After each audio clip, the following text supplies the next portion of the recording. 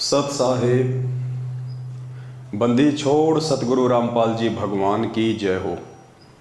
परमपिता परमात्मा सारी सृष्टि के रचनहार, कुल मालिक, असंख्य ब्रह्मांडों के स्वामी, तीनों लोकों में प्रवेश करके सबका भरण पोषण करने वाले जगत गुरु संत शिरोमणि सतगुरु रामपाल जी परमेश्वर जी के चरण कमल में हम सभी देश विदेश से सत्सेवक भाई बहनों का कोटि कोटि दंडवत प्रणाम।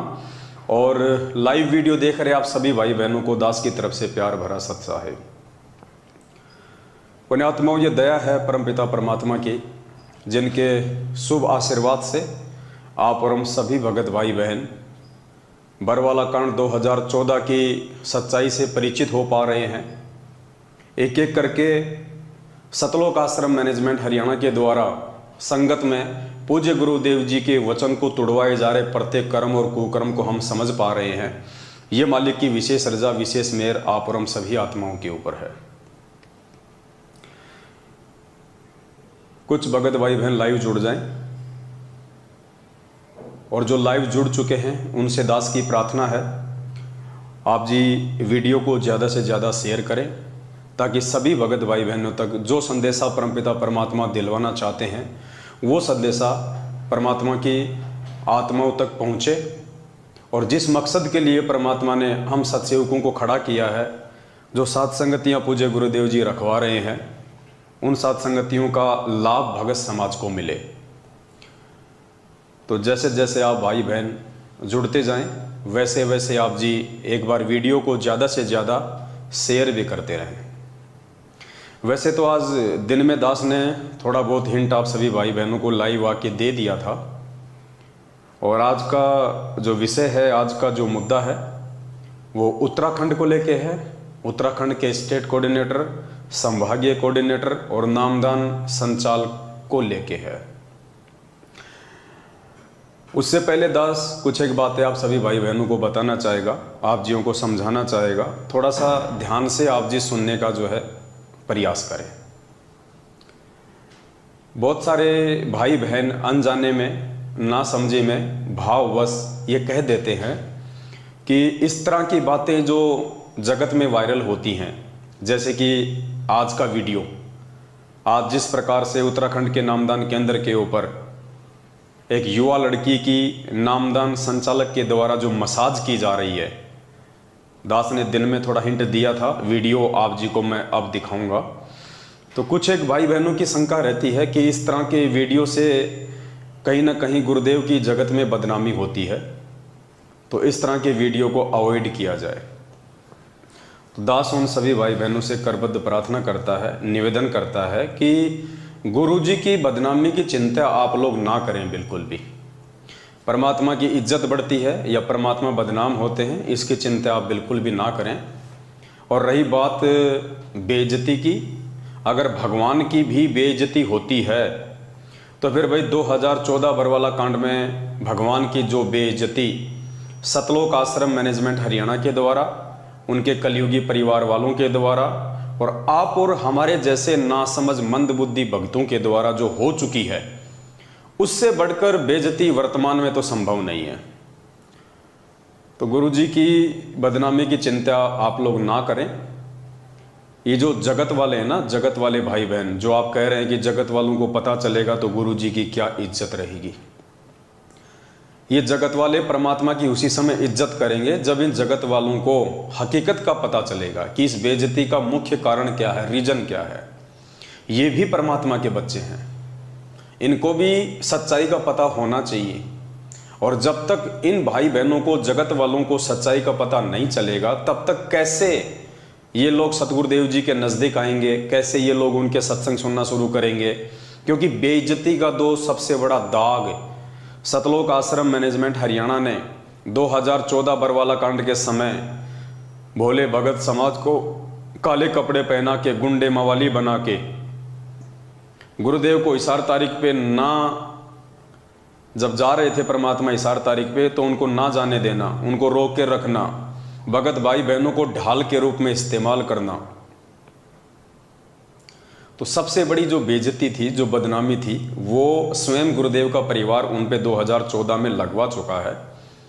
अब तो वो बदनामी के जो दाग हैं धीरे धीरे वो धोए जा रहे हैं कि वास्तव में वो दागी कौन हैं, वो बदमाश लोग कौन हैं, वो असल में गुरुद्रोही लोग कौन हैं, जो आज पूज्य गुरुदेव जी की देश और दुनिया में निंदा और बदनामी का कारण बने हुए हैं और खुद भगोड़े बन के घूम रहे हैं, संगत के दान पे ऐसो आराम कर रहे हैं। आज तो उनकी पोल पट्टी खुलनी है भाई, और वो तो खुल के रहेगी। तो मेरी विशेषकर प्रार्थना है उन भाई बहनों से जो इस तरह की सोच अभी भी रखते हैं अपने मन में। देखिए, परमात्मा जब धरती पे आते हैं तो नकली संतों की पोल खोलते हैं, उनके कुकर्मों को उजागर करते हैं। परमात्मा ने काल भगवान के कुकर्मों को उजागर किया। अब काल भगवान कौन है? वो भी तो हमारा भाई है। और परमात्मा दुर्गा के साथ में उसके जो संबंध थे, जिस प्रकार से उसने बलात्कार करने का प्रयास किया सतलोक में और फिर वहाँ उसकी दाल नहीं गली तो 21 ब्रह्मांड में आके उसने जबरन उसके साथ बलात्कार किया, 3 बच्चे पैदा किए, ब्रह्मा विष्णु महेश, और अपनी मैथुन सृष्टि शुरू की। तो आप तो ये भी कह दोगे कल को कि भाई गुरुजी ये गलत कर रहे हैं, गुरुजी को कोई अधिकार नहीं है इस प्रकार से किसी की इज्जत उछालने का, किसी की बेइज्जती करने का। तो ये कोई बात ना थोड़े ना हुई भाई। जब परमात्मा ने ब्रह्मा विष्णु महेश से लेके काल और दुर्गा तक के पाखंड को जनमानस के सामने कर दिया, तो ये काल भगवान के छोटे मोटे एजेंट सतलोक आश्रम मैनेजमेंट वाले जो आज अपनी उल्टी हरकतों से भगत समाज की मर्यादा तोड़वा रहे हैं, परमात्मा से उनको दूर कर रहे हैं, क्या उनका पाखंड सार्वजनिक करना उचित नहीं है? है, उचित है और ये जरूरी है। और एक बात दास आपको और बता देता है, ये जो भी घटनाक्रम सात संगतियों के माध्यम से चल रहा है, इसके पीछे परमात्मा के 2 ही मुख्य मकसद हैं। क्योंकि सात संगति, सबसे पहले तो आपको ये जान लेनी चाहिए कि वर्तमान में जो 7 संगतियां शुरू हैं, ये 7 संगतियां कोई मनमुखी रूप से नहीं हैं। सतगुरु रामपाल जी भगवान के विशेष आशीर्वाद से 7 संगतियां शुरू हैं। और इन 7 संगतियों को शुरू करवाने के पीछे सतगुरुदेव जी के 2 मकसद हैं मुख्य। पहला मकसद है, ये जो पाखंडी लोग हैं, जो गुरुदेव के परिवार वाले, बेटा बेटी, भाई बंधु, रिश्तेदार, जवाई, रिश्तेदार, ये कोऑर्डिनेटर, ये मुख्य समझे जाने वाले सेवादार, सबसे पहले तो परमात्मा ने, ये लोग भक्ति मार्ग में सबसे बड़े बाधक हैं परमात्मा के लिए। ये डायरेक्ट काल भगवान के एजेंट हैं। तो परमात्मा ने इनके पाखंड को जनमानस के सामने लेके आना था, और इनके पाखंड को भगत समाज के सामने लाए बिना भगत समाज कभी भी सच्चाई से परिचित नहीं हो सकता। क्योंकि काल भगवान के आदेश अनुसार इन सभी लोगों ने मिलकर सबसे पहले गुरुदेव की आड़ में, गुरुदेव के नज़दीक रह के, गुरुदेव के पास में रह के, आश्रमों में लंबे समय से सेवादार बन के इन लोगों ने एक विश्वास पैदा किया। और आज वो काल भगवान उसी विश्वास का नाजायज फायदा भगत समाज की मर्यादा तोड़वाने में कर रहा है। तो ये सबसे बड़ा रोड़ा है, सबसे बड़ी बाधा है इस परमात्मा के मार्ग में, सबसे बड़ा ब्रेकर है उनका परिवार और ये मैनेजमेंट। तो भाई इसका तो पाखंड जनमानस के सामने आना जरूरी है और आके रहेगा, और 90% आ भी चुका है। भगत समाज धीरे धीरे सच्चाई से परिचित हो भी रहा है, और हजारों की संख्या में लोग आए दिन मैनेजमेंट के कुकर्मों को देख के अपनी भक्ति बचाने के लिए इनसे नाता तोड़ भी रहे हैं। और ये होके रहेगा। एक दिन ये सतलोक आश्रम मैनेजमेंट हरियाणा खाली खोखा बन के रह जाएगा, एक भी व्यक्ति इनके पास में नहीं रहेगा। सब के सब लोग जिनको परमात्मा चाहिए, जो भक्ति के प्यासे हैं, वो लोग साथ संगत से जुड़ जाएंगे। और जिनके संस्कार कमजोर हैं और जिनकी मर्यादाएं टूटी हुई हैं, वो लोग अपने घर बैठ जाएंगे या दूसरे पंथों संतों के पास जाके अपना जीवन बर्बाद कर लेंगे। तो ऐसे भाई बहनों से दास की प्रार्थना है, आप बिल्कुल भी परमात्मा की इज्जत और बेइज्जती की टेंशन ना लें। दूसरा मकसद साथ संगति का, जो परमात्मा की विशेष आत्माएं हैं, जो विश्वासी आत्माएं हैं, जिनको परमात्मा ने इसी जन्म में पार करना है, जिनका मोक्ष करना है, जो परमात्मा के हीरे मोती लाल हैं, उन सभी आत्माओं को परमात्मा ने इनके पाखंड को दिखा दिखा के और सात संगतियों से जोड़ना है, उनको सच्चाई के रास्ते पे लाके खड़ा करना है, ताकि आगे की यात्रा वो मर्यादा में रह के शुरू कर सकें। और मर्यादा में रहेंगे तो ही हमारी भक्ति बनेगी, तो ही हम परमात्मा के भगत कहलाएंगे, अन्यथा हम भक्ति और भगवान से कोसों दूर हैं। तो ये 2 मकसद हैं परमात्मा के, आप इनको गांठ बांध लीजिए। मैनेजमेंट का सत्यानाश निश्चित है, होके रहेगा, कोई रोक नहीं सकता। क्योंकि ये सतलोक आश्रम मैनेजमेंट हरियाणा कह लीजिए या गुरुदेव का कलयुगी परिवार कह लीजिए, ये भक्ति मार्ग में सबसे बड़ा रोड़ा है, सबसे बड़ी बाधा है, जिसको उखाड़ फेंकना परमात्मा के लिए नितांत आवश्यकता है। मालिक ने हमें चारों युगों का इतिहास पढ़ाया है, बताया है कि इस कबीर परमेश्वर के सत भक्ति मार्ग में सबसे बड़ा रोड़ा उनके अपने लोग खड़े होते हैं, जो जो बिंद वाले हैं। दो प्रकार के होते हैं, एक नाद के, एक बिंद के। नाद वो होते हैं जो सतगुरु के वचन के बेटा बेटी होते हैं, जैसे आप और हम, और एक होते हैं बिंद के, जो उनके परिवार के होते हैं। तो परमात्मा ने कहा कि बिंद वालों ने तो इस भक्ति का हमेशा ही बट्ठा बैठाया है, और मेरा जो मार्ग है वो हमेशा मेरे नाद पुत्रों से, मेरे वचन के शिष्य और शिष्यों से चलता है। तो इस आधार से भी गुरुदेव के परिवार का जड़ से सत्यानाश होना लाजमी है। सत्यानाश का मतलब मैं ये नहीं कह रहा कि उनको मौत के घाट उतारना है परमात्मा ने, नहीं, वो तो जैसे उनके कर्म कुकर्म है उस आधार से उनको सवतई आने वाले समय में उनको फल मिल जाएगा, उनको परिणाम मिल जाएगा। सत्यानाश का मतलब है संगत के सामने उनकी दो कौड़ी की इज्जत कर देना। आज नादानी में मूर्ख संगत का कुछ हिस्सा जो गुरुदेव के परिवार को, उनके परिवार के होने के चलते ब्रह्मा विष्णु महेश की तरह बहुत बड़ी उपाधि देके बैठे हैं और उन्हीं के सारे सतलोक जाने की सोच रहे हैं। उन लोगों के सामने उस परिवार को नंगा कर देना, बिल्कुल उनके पाखंडवाद को सबके सामने ले आना, वो कितना गुरुदेव को मानते हैं, कितना जानते हैं, इस बात की सबको जड़ से हकीकत का मालूम हो जाना। और तीसरी बात, परमात्मा ने तो अपने बेटा बेटी की भी नहीं छुपाई।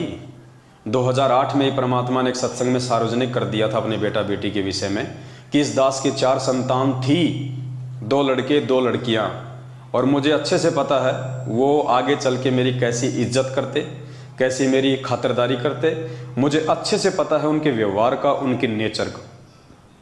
तो परमात्मा ने तो अपने बेटा बेटी की 2008 में ही खाट खड़ी कर दी थी। एडी से लेके चोटे तक उनके पाखंड को नंगा कर दिया था, ये 2 शब्द कह के कि मुझे अच्छे से पता है उनके व्यवहार का, उनके नेचर का, वो मेरी क्या सेवा करते, क्या मेरी खातिरदारी करते। अब इससे बड़ा सबूत और क्या चाहिए समझदार व्यक्ति को। और जो समझदार थे वो समझ चुके हैं, सात संगतियों से समय रहते वो जुड़ चुके हैं। तो ये एक बात थी।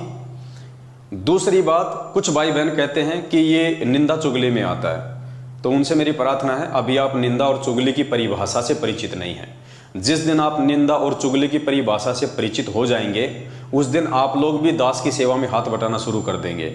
अभी आप लोगों की दुनिया वालों की तरह वैसे ही सोच है जैसे जब गुरुजी नकली संतों और पंथों की पुस्तकें दिखा दिखा के सत्संगों के माध्यम से पोल खोलते हैं, राधा स्वामी पंथ की, जय गुरुदेव पंथ की, अन्य पंथों की, तो उनके जो अनुयायी होते हैं या अन्य जो नासमझ जगत वाले लोग हैं वो कहते हैं कि तुम्हारे गुरुजी तो निंदा करते हैं, क्योंकि अभी उनको निंदा की परिभाषा का ही नहीं पता।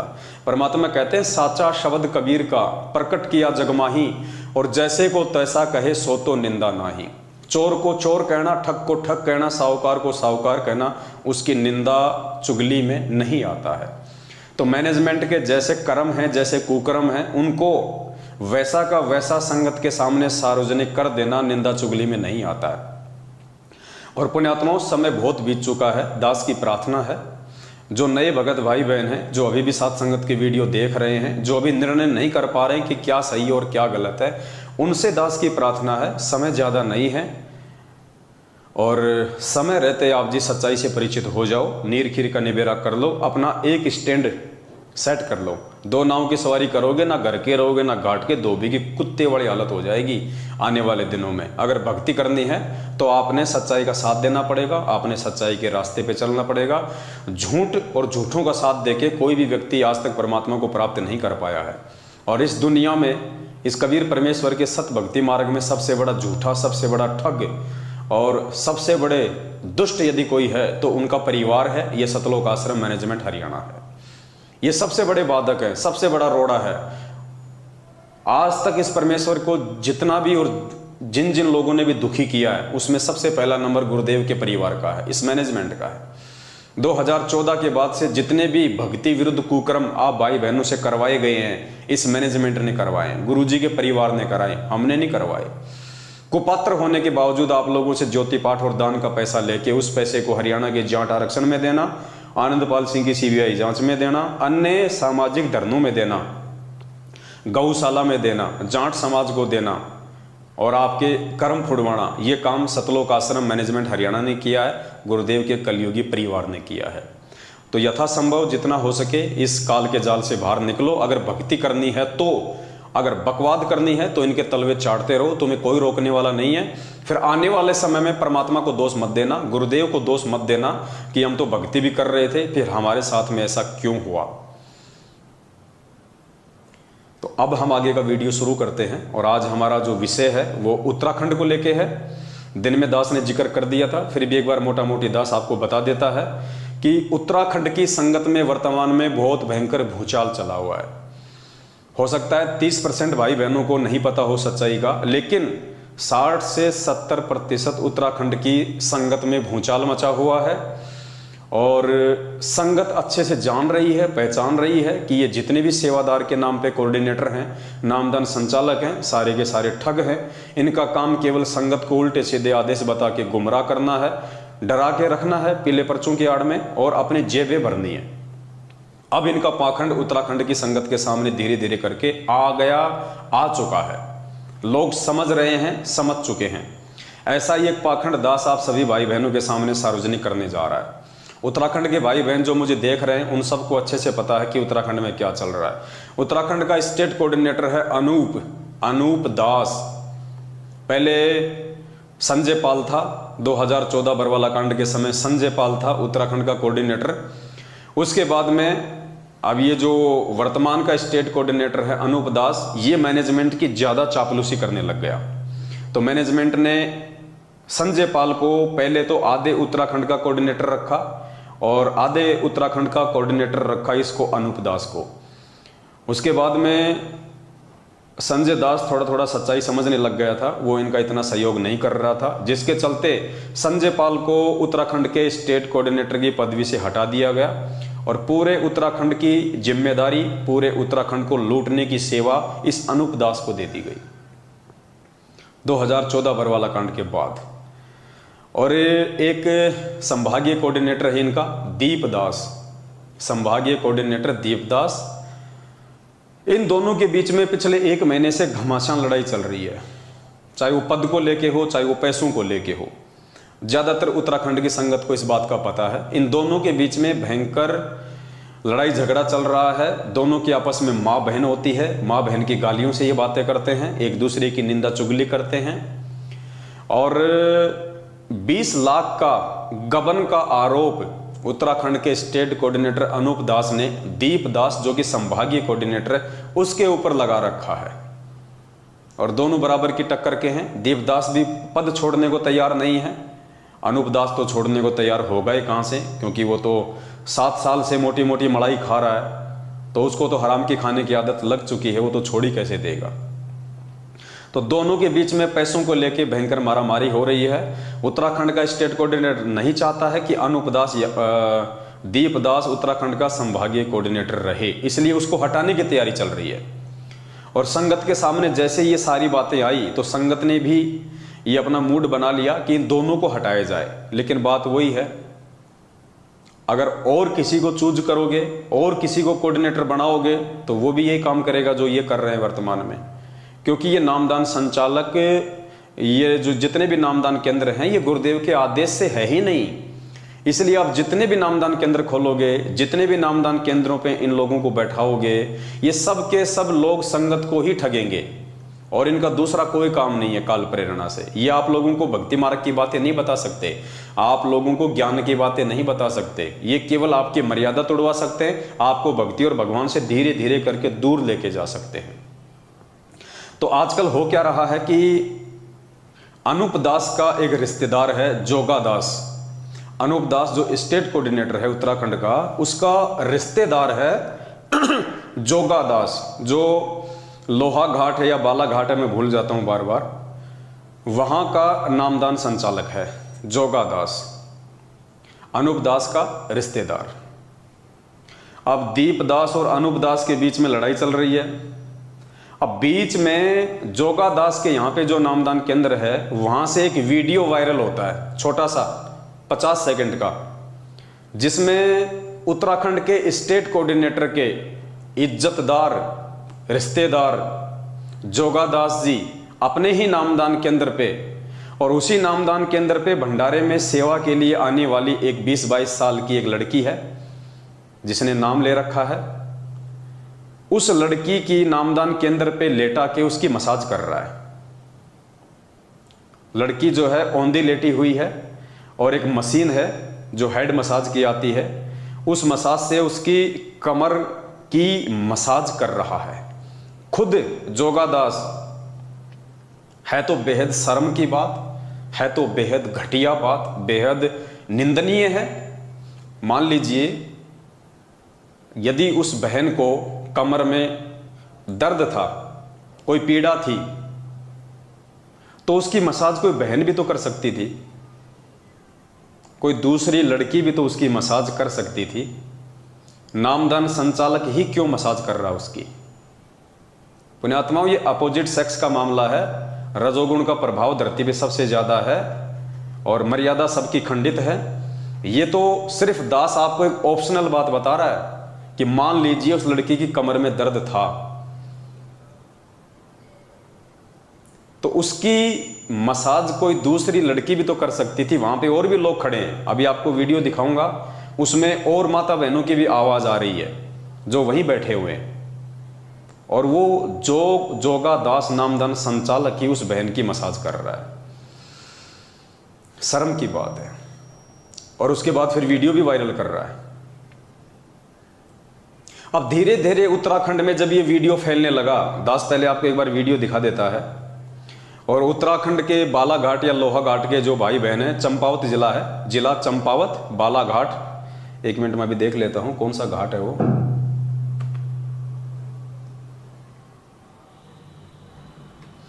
ये नामदान केंद्र या मसाज केंद्र जोगादास नामदान संचालक लोहाघाट है, लोहाघाट नामदान केंद्र है ये, जिला चंपावत, उत्तराखंड। ये जोगादास जी हैं जो कि वहाँ के नामदान संचालक हैं, और उत्तराखंड के स्टेट कोऑर्डिनेटर अनूप दास के ये रिश्तेदार हैं। ये सामने सतगुरु रामपाल जी भगवान की फोटो है, ये नामदान केंद्र का सीन है। सामने सतगुरु रामपाल जी भगवान का बड़ा सारा पोस्टर लगा हुआ है। इधर ये 20-22 साल की ये लड़की है, युवा लड़की है, जो वहाँ के नामदान केंद्र पे सेवा करने आती है। भाई साहब के हाथ में ये मशीन है और ये कमर के नीचे के हिस्से की ये इसकी मसाज कर रहा है। और मसाज तो बहुत काफ़ी समय की इसने, हो सकता है 20-25 मिनट तक मसाज की हो, लेकिन वीडियो केवल 50 सेकंड का ही आया है। तो आप एक बार वीडियो देख लीजिएगा।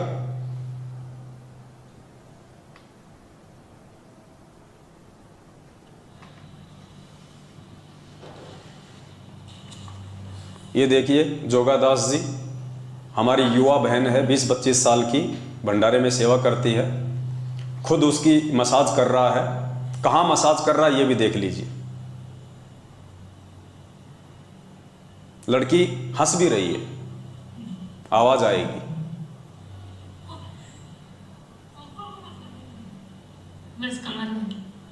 और भी लोग खड़े हैं। भाई साहब वॉल्यूम थोड़ा तेज कर रहा है। अरे हंसो मत बहन जी, हंसो मत, कोई नहीं देख रहा, कोई नहीं देख रहा, हंसो मत। तो पुण्यात्माओं, ये वीडियो आप सभी भाई बहनों के सामने, जो उत्तराखंड के लोग हैं वो अच्छे से जानते हैं इनको, अच्छे से पहचानते हैं इनको, इसलिए ये कोई झूठा वीडियो नहीं है, ये कोई फर्जी वीडियो नहीं है। अब ये शर्म की बात है, ये सोचने की बात है। ये लोग इतने काल प्रेरित हो चुके हैं रजोगुण के प्रभाव से, इनको इतनी भी तमीज नहीं है, इनको इतनी भी कॉमन सेंस नहीं है कि एक युवा लड़की जो 20 से 25 साल की उम्र की है, नामदान केंद्र पे सेवा करती है, और मान लीजिए कि किसी कारण से इस लड़की की कमर में दर्द भी हो रहा होगा, चलो हम ये मान लेते हैं, तो भी इस नालायक व्यक्ति को, इस मूर्ख प्राणी को ये शर्म आनी चाहिए थी इस लड़की की खुद मसाज करते हुए। इसके घर में इसकी पत्नी भी है, इसके घर में इसकी बेटी भी होगी, नामदान केंद्र पे और भी माता बहनों की आवाज आ रही है, क्या वो मसाज नहीं कर सकती थी? क्या ये मशीन कोई कंप्यूटर से चलती है क्या, जो केवल जोगा दास को ही मालूम है, इसको यही इसका एक्सपीरियंस होल्डर है।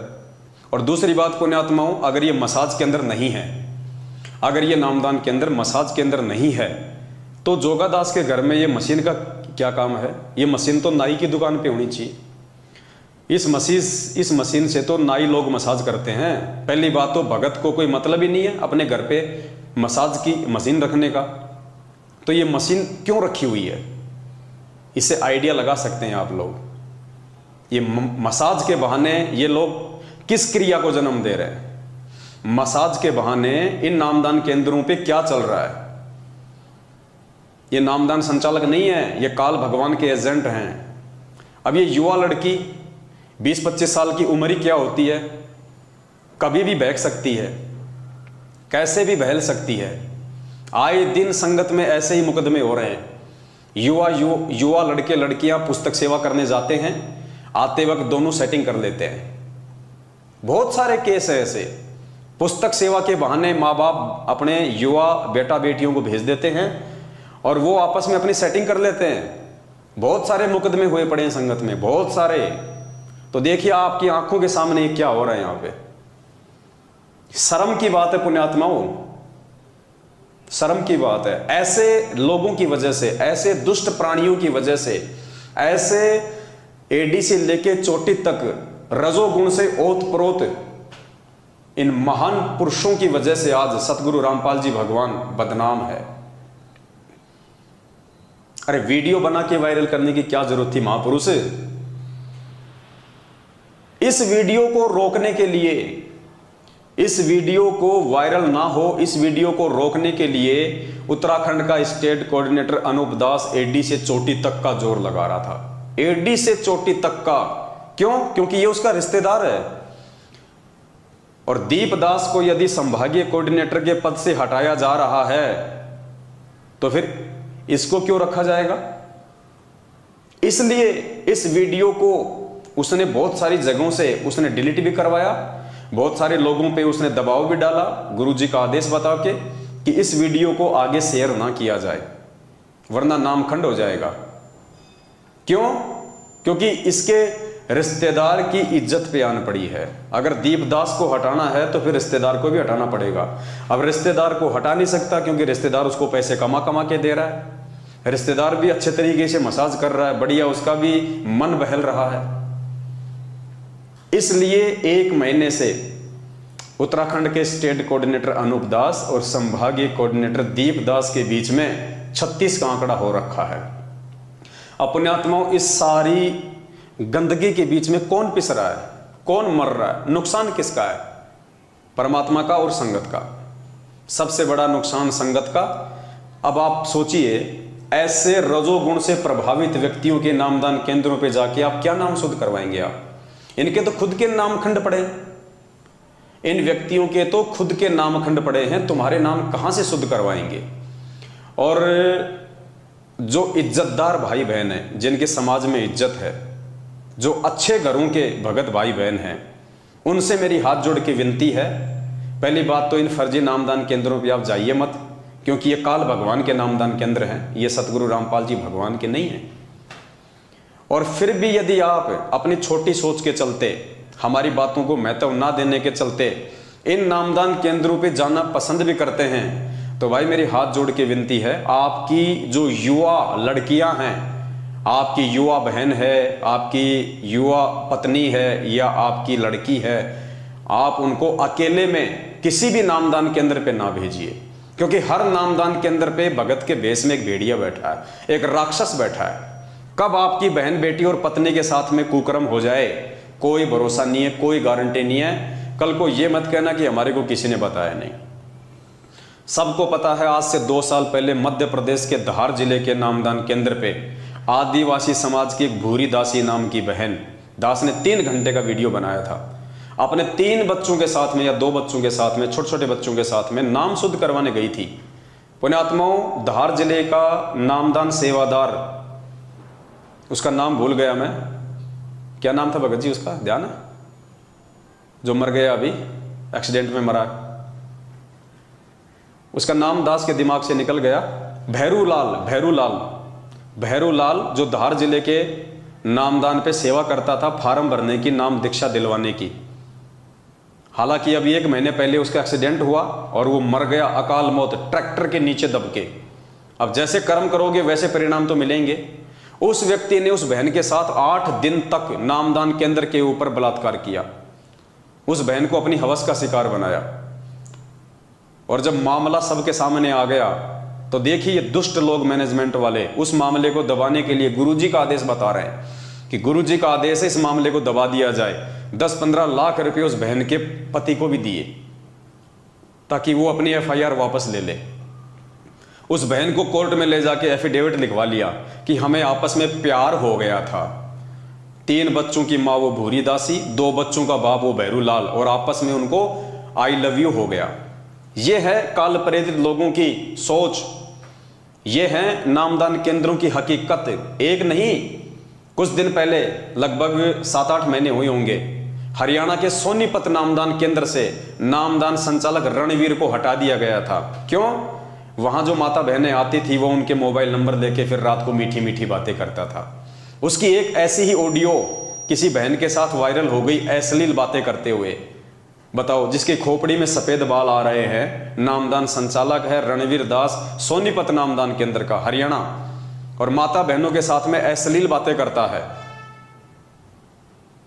और जब वो ऑडियो उसकी वायरल हुई तो उसको कुछ दिनों के लिए हटा दिया गया।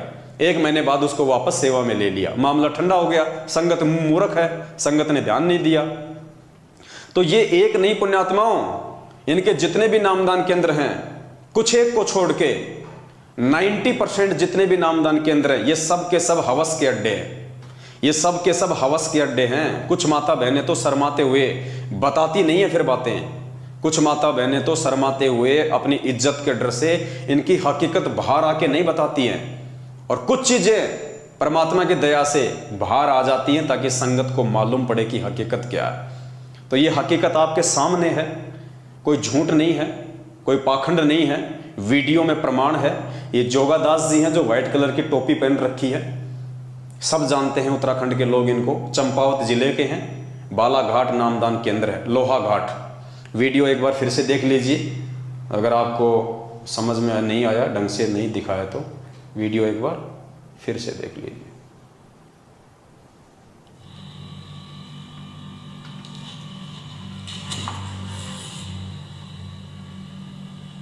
ऐसे दर्द हो गया।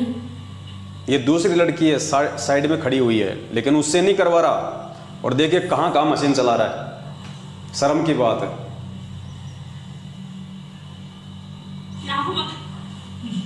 गुदगुदी हो रही है, हंस रही है।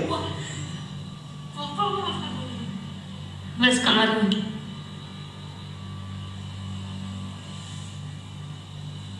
अरे वॉल्यूम ज्यादा मत कर, रहने दे भाई, वॉल्यूम ज्यादा मत कर।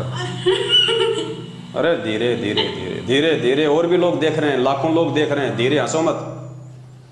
तो ये है पुण्यात्माओं हकीकत इन फर्जी नामदान केंद्रों की। आए दिन दास कुत्ते की तरह भोगता रहता आप सभी भाई बहनों को।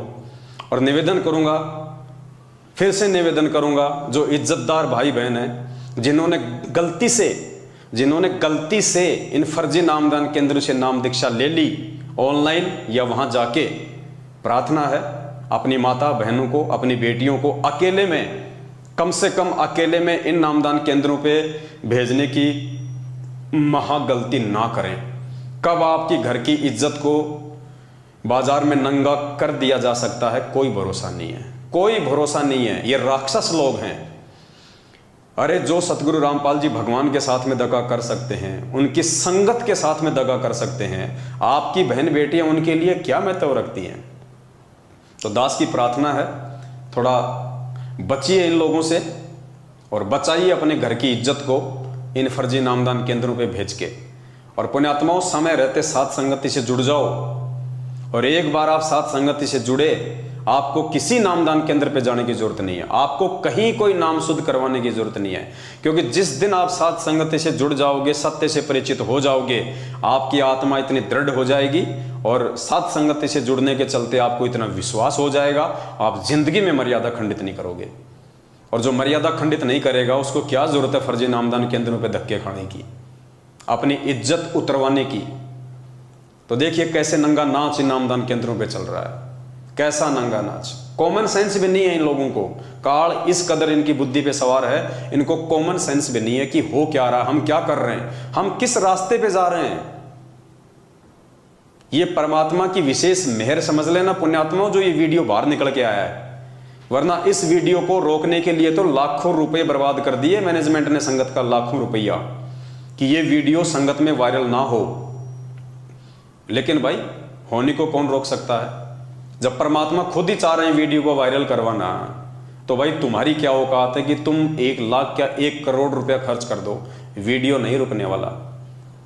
तो ये विशेषकर उत्तराखंड की संगत को तो समझ में आ जाना चाहिए पुण्यात्माओं, आप लोगों के जीवन के साथ में क्या खिलवाड़ किया जा रहा है, आप लोगों को कहां बैठाया जा चुका है काल भगवान की गोद में। अरे किस बात से डरते हो आप लोग, किस बात की चिंता है आप लोगों को? अरे नाम आपको संत रामपाल जी भगवान ने दिया, ज्ञान आपको संत रामपाल जी भगवान ने दिया, सतलोक आपको संत रामपाल जी भगवान लेके जाएंगे। तुम चापलूसी इन 2 कोड़ी के जीवों की क्यों कर रहे हो? तुम इनकी गुलामी क्यों कर रहे हो भाई? किस बात का डर है तुम्हें, किस बात का भय है? ये छोटे छोटे एजेंट हैं, ये तो छोटे छोटे एजेंट पृथ्वी लोक पे। कल को जब शरीर छोड़ोगे, त्रिकुटी पे जाओगे, तो परमात्मा कहते हैं 14 करोड़ यम के दूत मिलेंगे, 14 करोड़। उनका सामना कैसे करोगे भाई साहब? उनका सामना कैसे करोगे जब पृथ्वी लोक पे इन 2 कोड़ी के जीवों का सामना नहीं कर पा रहे तुम? आंखों देखने के बाद भी सच को सच कहने की तुम्हारी हिम्मत नहीं है, तुम कहां से सतलोक प्राप्त करोगे? ऐसी आत्माओं को तो परमात्मा तुरंत रिजेक्ट करता है जो सच को सच नहीं कह सकते, आंखों देखने के बाद भी, प्रमाण देखने के बाद भी। जब से गुरुदेव जेल गए हैं तब से लेके आज तक आप लोगों को जितने भी आदेश सुनाए गए हैं, क्या कोई भी आदेश आपने गुरुदेव के मुख कमल से सुना है? क्या आप में से कोई भी व्यक्ति हिसार जेल में गया है गुरुदेव से सुनने के लिए कि यह आदेश सही है गलत है? सिर्फ देखा देखी, भेड़ चाल। भाई 650 साल पहले के इतना ऐसी लात लगेगी, असंख्य युग बीत जाएंगे यहां गधे कुत्ते सुअर बनते हुए। परमात्मा कहते हैं जब तक ना देखे निज नैना तब तक ना माने अपने गुरु के बहना। परमात्मा यहां तक कहते हैं कि अपने गुरु की बातों पे भी तब तक यकीन ना करो जब तक अपनी आंखों से ना देख लो। थर्ड पर्सन कुछ भी बोले उस पर यकीन नहीं करना। कोई भी ऐरा गहरा व्यक्ति एक पीला पर्चा कंप्यूटर से टाइप करके तुम्हें निकाल देता है और नीचे लिख देता है संत रामपाल दास, वो गुरु जी का आदेश हो गया। मैं बना दूं पीला पर्चा और नीचे लिख देता हूं संत रामपाल दास और कह देता हूं जितनी भी संगत है सब अपनी प्रॉपर्टीज पवन दास के नाम पे कर दो, एक भी कर देगा क्या? तो क्यों? तुम मूर्ख हो, तुम गधे हो, तुम्हारी बुद्धि उस स्तर की काम नहीं कर रही। रह जाओगे, रोगे सिर पे हाथ रख के। बाद में बता रहा हूं तुम्हें, कुछ हाथ नहीं लगेगा। ये परीक्षा चल रही है, परीक्षा, मजाक नहीं चल रहा। 2014 के बाद से भगवान हमारी कदम कदम पे परीक्षा ले रहा है, इसको मजाक मत समझ लेना। रह जाओगे, रोगे सिर पे हाथ रख के, कुछ नहीं मिलेगा। बाद में फिर कहते रहना अरे यार वो पवन दास तो बिल्कुल ठीक कहा करता था, अरे यार हमने ध्यान ही नहीं दिया। अब फिर बाद में भगवान ध्यान नहीं देगा। आज अगर तुम ध्यान नहीं दे रहे ना तो कल को परमात्मा ध्यान नहीं देगा। सिर पे हाथ रख के रोगे, धरती पे ठिकाना नहीं होगा। ये भगवान किसी का सगा नहीं है। तो उत्तराखंड के भाई बहनों से मेरी हाथ जोड़ के विनती है, मेरी प्रार्थना है, पुण्यात्माओं इस काल के जाल से बाहर निकलो। अरे मेरा क्या स्वार्थ है भाई? तुम लोगों ने मुझे ज्योति का पैसा दिया क्या? पाठ का पैसा दिया क्या? दान का पैसा दिया क्या? किस बात से नफरत भैया? किस बात से मुंह छुपा के बैठे हो? मैं तुम्हारा जेठ हूं क्या? मेरे से शर्म आती है क्या तुम्हारे को? है जो पवन दास का मुंह देख लोगे तो नाम खंड हो जाएगा। मैं तुम्हारा जेठ लगता हूं?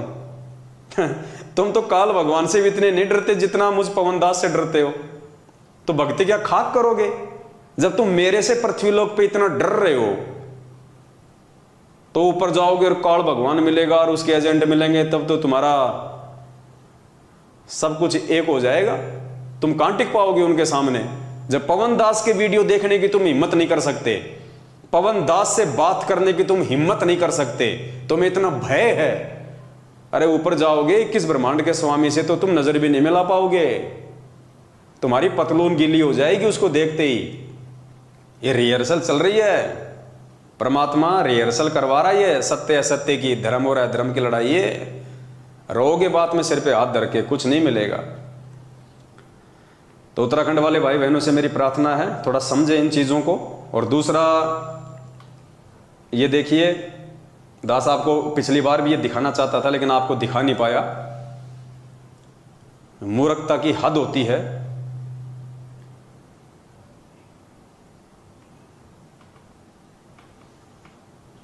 ये देखिए, ये एक आरटीआई है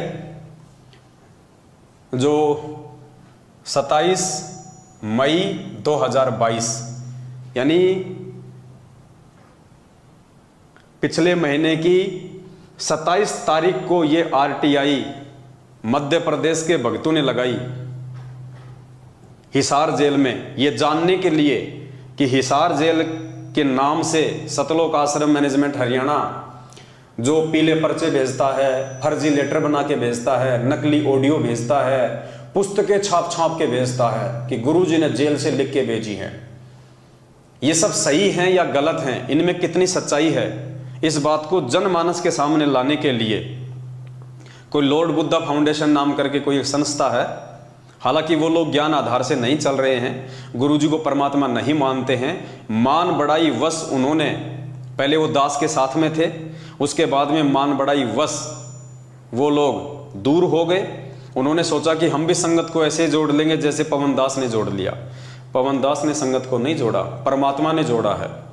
तो पवन दास बनने की चाहत में इन्होंने मेरे से अलग होके एक नया पाखंड शुरू किया कि हम गुरुजी की जमानत करवाएंगे। जमानतनामा फॉर्म भरवाए मूर्खों से, 500 रुपए ले लिए कई मूर्खों से, और वही हालत है आज, वही के वही है वो।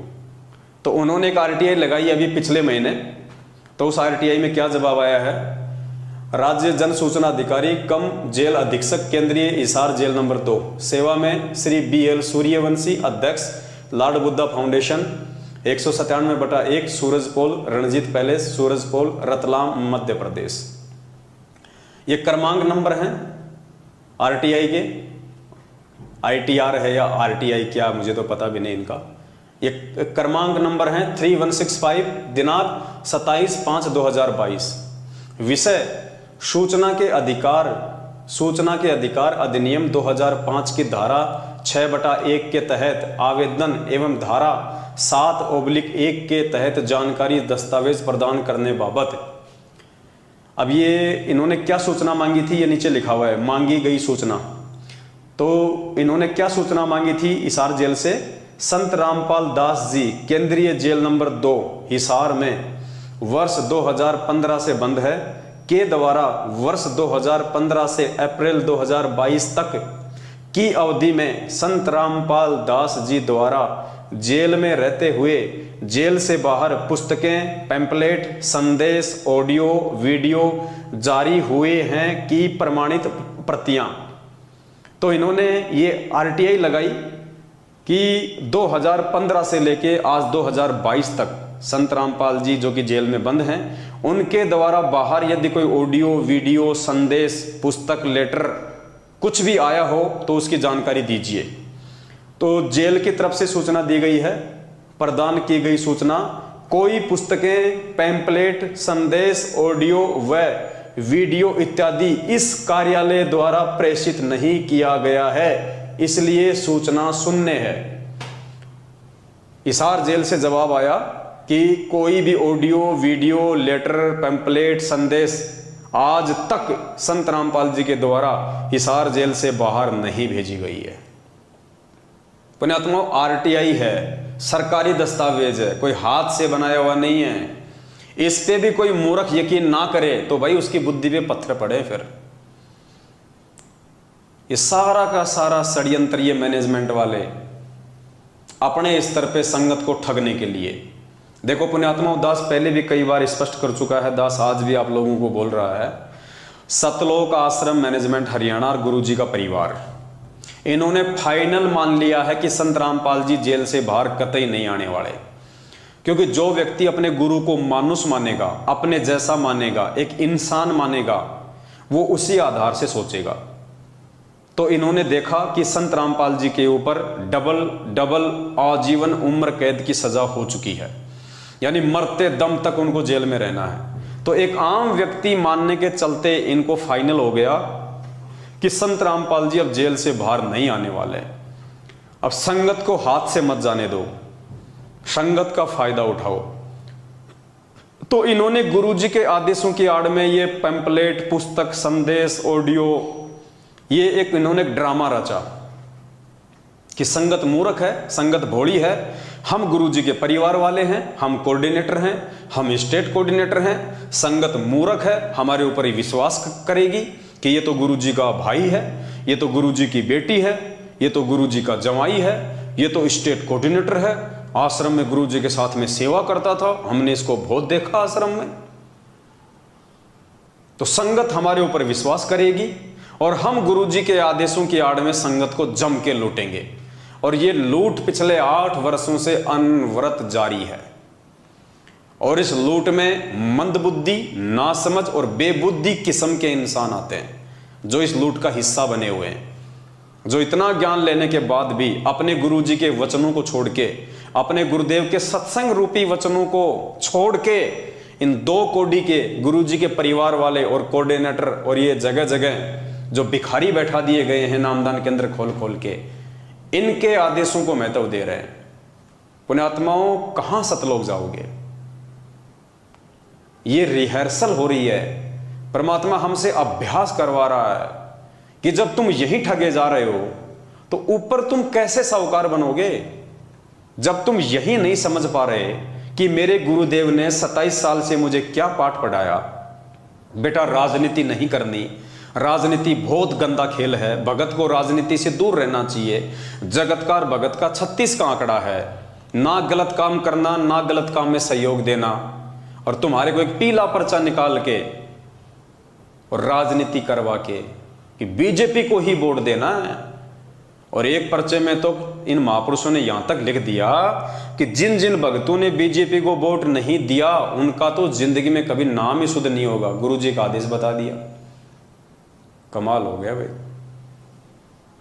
बताओ। राजस्थान का एक गैंगस्टर जो पुलिस एनकाउंटर में मारा गया था 4-5 साल पहले, आनंदपाल सिंह, बताओ उस गैंगस्टर का हम भक्तों का क्या संबंध है? लेकिन उस गैंगस्टर की सीबीआई जांच के समर्थन में तकरीबन 2000 भक्तों को राजस्थान के अजमेर में राजपूत करनी सेना की रैली में खड़ा कर दिया गया। और एक 2.5 फुट का आदमी एलडी जोधपुर वाला लक्ष्मण दास, वो भी राजपूत, उस राजपूतों की सभा में मैनेजमेंट ने उस 2.5 फुट के आदमी को खड़ा कर दिया। 5 लाख रुपए का चेक भगत समाज के दान का उन राजपूतों को दिया। अब वो राजपूत क्या करेंगे भाई? धर्म भंडारे में लगाएंगे या शराब पिएंगे, राजनीति में लगाएंगे, उल्टे कामों में लगाएंगे। इसलिए आज ये संगत अकाल मौतों का कहर झेल रही है।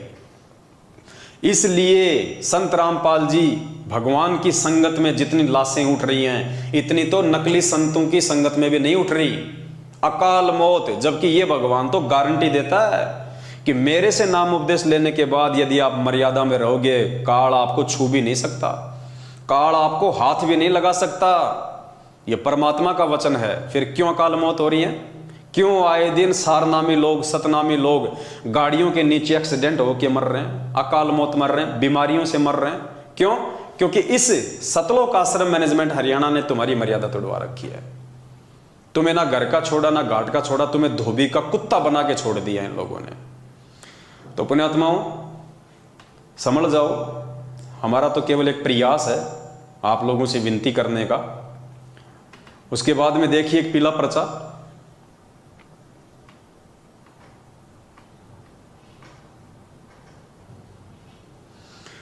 ये देखिए, दिनांक 25/6/2022, अभी 3 दिन पहले ये पीला पर्चा आया है। 3 दिन पहले, 3 दिन पहले का ये पीला पर्चा है। और ये पीला पर्चा किस विषय में है, थोड़ा सा दास आपको वर्बली बता देता है। आपको पता है आज से 5-6 दिन पहले सतगुरुदेव जी की जो कलयुगी बेटी है मंजू, उसका जो पति है संजय खानपुर वाला, जो सतलोक आश्रम बरवाला में गुरुजी का बॉडीगार्ड था, गनमैन था, गुरुजी की बॉडी की रक्षा करता था, आर्मी से रिटायर। 2014 बरवाला कांड के बाद में भगोड़ा 7.5 साल से 3 दिन पहले वो पकड़ा गया, रिमांड पे चढ़ा दिया गया, 2 दिन के रिमांड पे। मैनेजमेंट ने शक किया एक भगत के ऊपर जो हरियाणा पुलिस में है, सब इंस्पेक्टर है, नाम है सुभाष दास। पहले हिसार में ड्यूटी थी, उसके बाद में रोहतक में ड्यूटी हो गई। मैनेजमेंट ने एक पीला पर्चा निकाला जो मैंने आपको दिखाया था कि हमें शक है। गुरुजी की तरफ से वो पीला पर्चा लिख के बताया कि गुरुजी ने लिखा है कि मुझे शक है कि सुभाष ने ही संजय खानपुर वाले को पकड़वाया है, और इस सुभाष को सभी नामदान केंद्रों से नो एंट्री कर दो, संगत से इसकी नो एंट्री कर दो। इसने तो सांप का काम किया, सांप का, आस्तीन के सांप का काम किया है। वो पीला पर्चा मैंने आपको पढ़ाया। 2 दिन बाद एक दूसरा पीला पर्चा आ गया, ये 2 दिन बाद। सत साहेब सर्व संगत को दास का शुभ आशीर्वाद, परमेश्वर कबीर जी में आपकी आस्था और दृढ़ हो। जैसा कि भगत सुभाष सनोप श्री महेंद्र सिंह गांव सुंडाना जिला रोहतक के प्रति संदेह हुआ था कि उसने भगत संजय दास खानपुर को एसटीएफ पुलिस को सीआईडी देकर पकड़वाया है। ये लो जी, उस लेटर में तो क्या लिखा था हिसार जेल से इन लोगों के अनुसार गुरुजी ने कि हमें शक है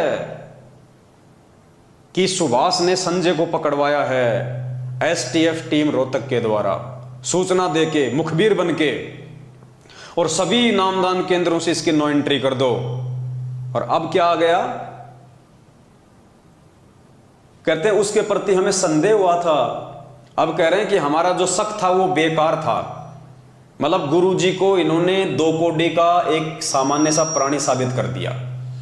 पहले वाले पीले पर्चे में तो लिख के बता दिया कि गुरुजी कह रहे हैं कि मुझे शक है कि इसी ने संजय को पकड़वाया है। इसके स्टाफ के लोग कह रहे हैं कि संजय ने पकड़वाया है, इसको संजय को सुभाष ने ही पकड़वाया है, कंफर्म है। और अब इस लेटर में गुरुजी माफी मांग रहे हैं, इस लेटर में गुरुजी अपनी गलती स्वीकार कर रहे हैं कि हमारा जो शक था वो गलत हो गया, सुभाष ने नहीं पकड़वाया, सुभाष को सभी नामदान केंद्रों पे वापस एंट्री कर दो। पुण्यात्मा शर्म आती है, शर्म। पिछले लेटर में तो लिख के बता दिया कि गुरुजी को शक हो गया, कंफर्म है, और इस लेटर में गुरुजी माफी मांग रहे हैं कि हमारा जो शक था वो गलत निकल गया। पुण्यात्माओं विचार करो, ये लेटर कौन लिख रहा है? ये लेटर सतगुरु रामपाल जी भगवान नहीं लिख रहे। सतगुरु रामपाल जी भगवान के जो दुश्मन हैं इस आध्यात्मिक मार्ग में, काल भगवान के द्वारा छोड़े गए एजेंट, सबसे बड़ा एजेंट उनका खुद का भाई महेंद्र भगोड़ा वांटेड है अभी तक। उनका परिवार, बेटा बेटी, भाई बंधु रिश्तेदार, ये सबसे बड़े एजेंट हैं, सबसे बड़े एजेंट हैं ये इस परमात्मा के, सबसे बड़े दुश्मन हैं इस परमात्मा की संगत को बर्बाद करने वाले। ये सारा का सारा गोरख धंधा चंद पैसों के लिए, माया के लिए इन लोगों ने शुरू किया हुआ है। ये इनका बिजनेस है, ये पीला पर्चा परमात्मा का आदेश नहीं है। अरे ऐसी घटिया बातें, ऐसी बेहुदा बातें, ऐसे दोगले विचार, ऐसे दोगले पीले पर्चे।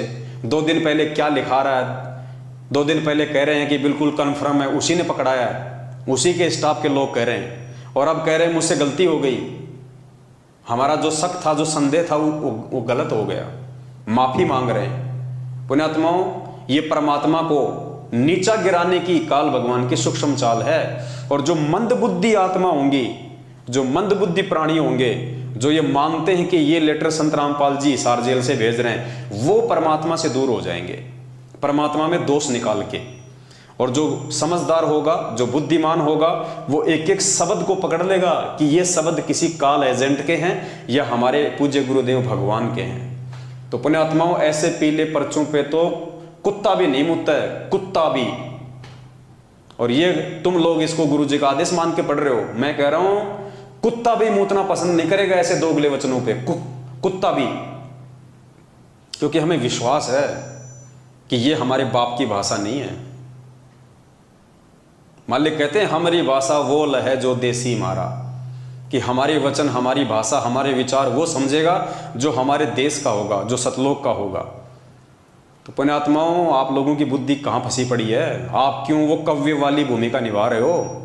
क्या आपको अपने बाप की भाषा का भी नहीं पता? क्या आपको अपने बाप के वचनों का भी नहीं पता कि वो क्या लिखेगा?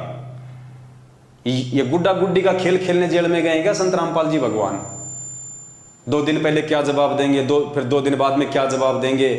कभी वो शक कर रहे हैं, कभी संदेह कर रहे हैं, कभी माफी मांग रहे हैं। क्या है ये नौटंकी है, ये पाखंड आडंबर, सिर्फ और सिर्फ परमात्मा को बदनाम करने के लिए। यही काल भगवान की चाल है, यही काल भगवान की चाल है। और धीरे धीरे धीरे धीरे जो मंद बुद्धि भगत हैं वो इस तरह की बातें सुन सुन के, इस तरह की बातें सुन सुन के और निष्कर्ष ना निकाल के, क्योंकि निष्कर्ष तो उस समय निकलेगा जब आप साध संगत से जुड़ोगे। बगैर साध संगत से जुड़े आप लाख जन्म भी इन पीले पर्चों का निष्कर्ष नहीं निकाल पाओगे।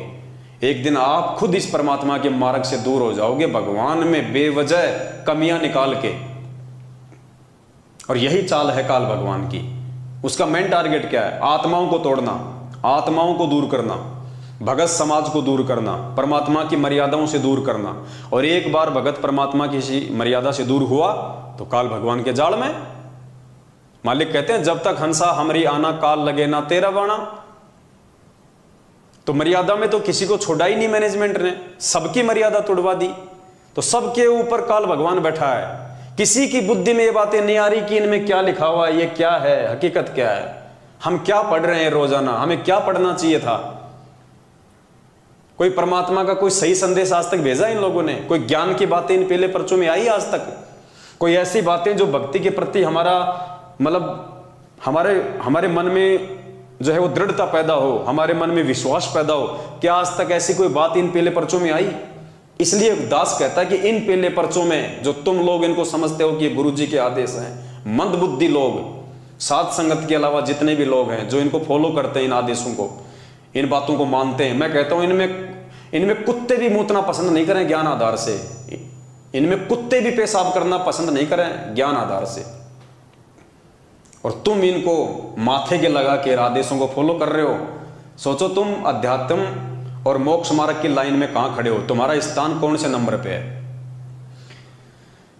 जैसा कि भगत सुभाष सनोप श्री महेंद्र सिंह गांव सुंडाना जिला रोहतक के प्रति संदेह हुआ था कि उसने भगत संजय दास खानपुर को एसटीएफ पुलिस को सीआईडी देकर पकड़वाया है। उसने अपना स्पष्टीकरण दिया है तथा अन्य जांच से पता चला है कि भगत सुभाष दास निर्दोष हैं। पिछले लेटर में तो जांच से यह पता चला था कि उसी ने पकड़वाया है, और इस लेटर में अन्य जांच से यह पता चल गया कि वो निर्दोष है। मतलब गुरुजी तो फिर 2 कोड़ी के जीव साबित हो गए। फिर हम क्यों संध्या आरती करते हैं और लास्ट में क्या कहते हैं? अंतर्यामी एक तुम, आत्म के आधार, जो तुम छोड़ो हाथ तो मोए कौन उतारे पार। एक तरफ तो हम गुरुजी को अंतर्यामी कह रहे हैं और दूसरी तरफ यहां क्या अंतर्यामी को यहां पे 2 कोड़ी का जीव साबित किया जा रहा है। 2 दिन पहले तो उन्होंने पक्का बता दिया कि सुभाष ने पकड़वाया है, जांच से पता चला है, उसी के साथियों ने बताया है। और आज क्या कह रहे हैं कि जांच से पता चला है कि सुभाष तो निर्दोष है। पुण्यात्माओं, शर्म करो, शर्म। गधे कुत्ता बनने के लिए भी जगह नहीं बचेगी, गधा कुत्ता बनने के लिए भी जगह नहीं बचेगी अगर यूं ही मूर्खता में चलते रहे तो। ये परमात्मा एक बार हाथ से निकल गए ना, फिर कुम्हार के नीचे आओगे, कुम्हार के, फिर क्या हाल होगा।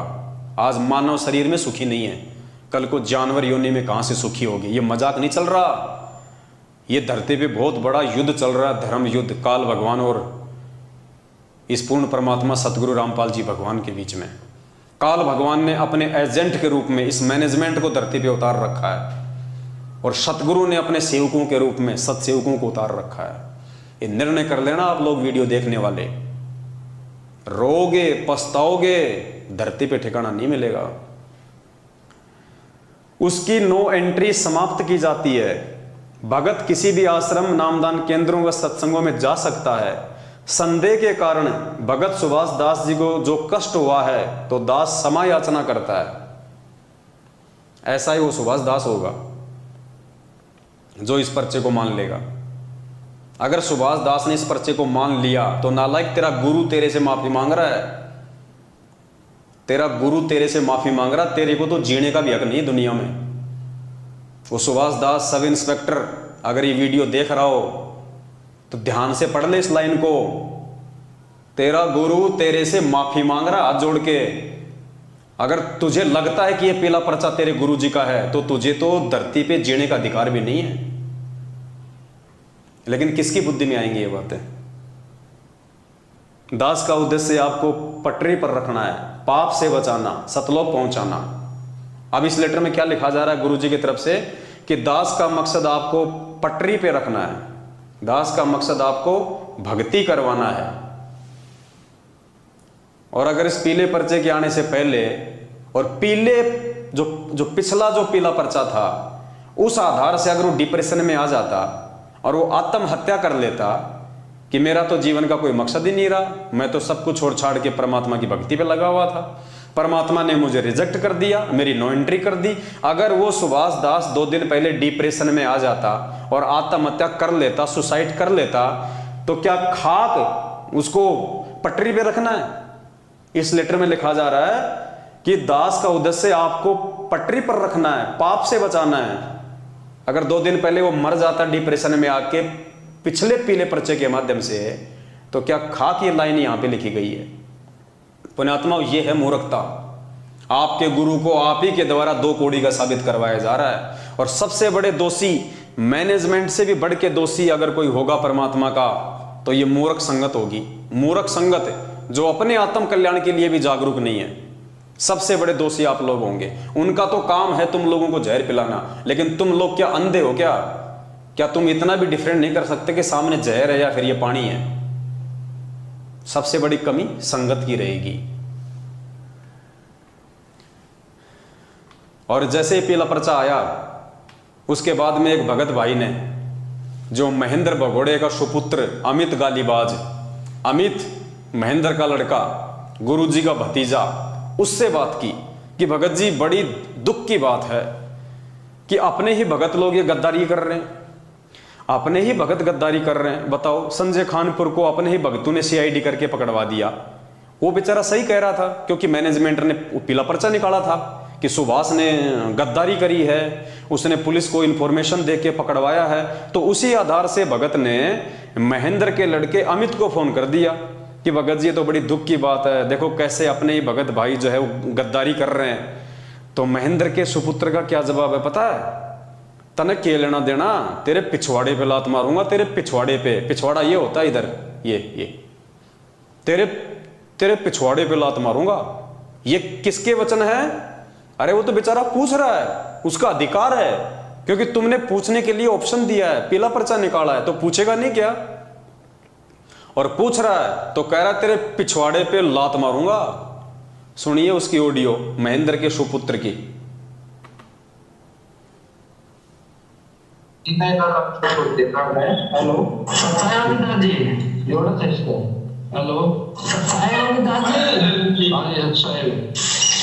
भगत जी, बड़ा दुख हुआ या मंजू बहन जी के पति को पकड़ के पुलिस ले गई, एसटीएफ की टीम।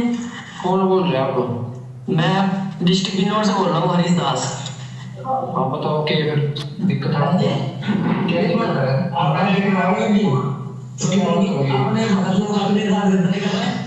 कोई उधर नहीं गया, दूसरी सेवा है, ठीक है।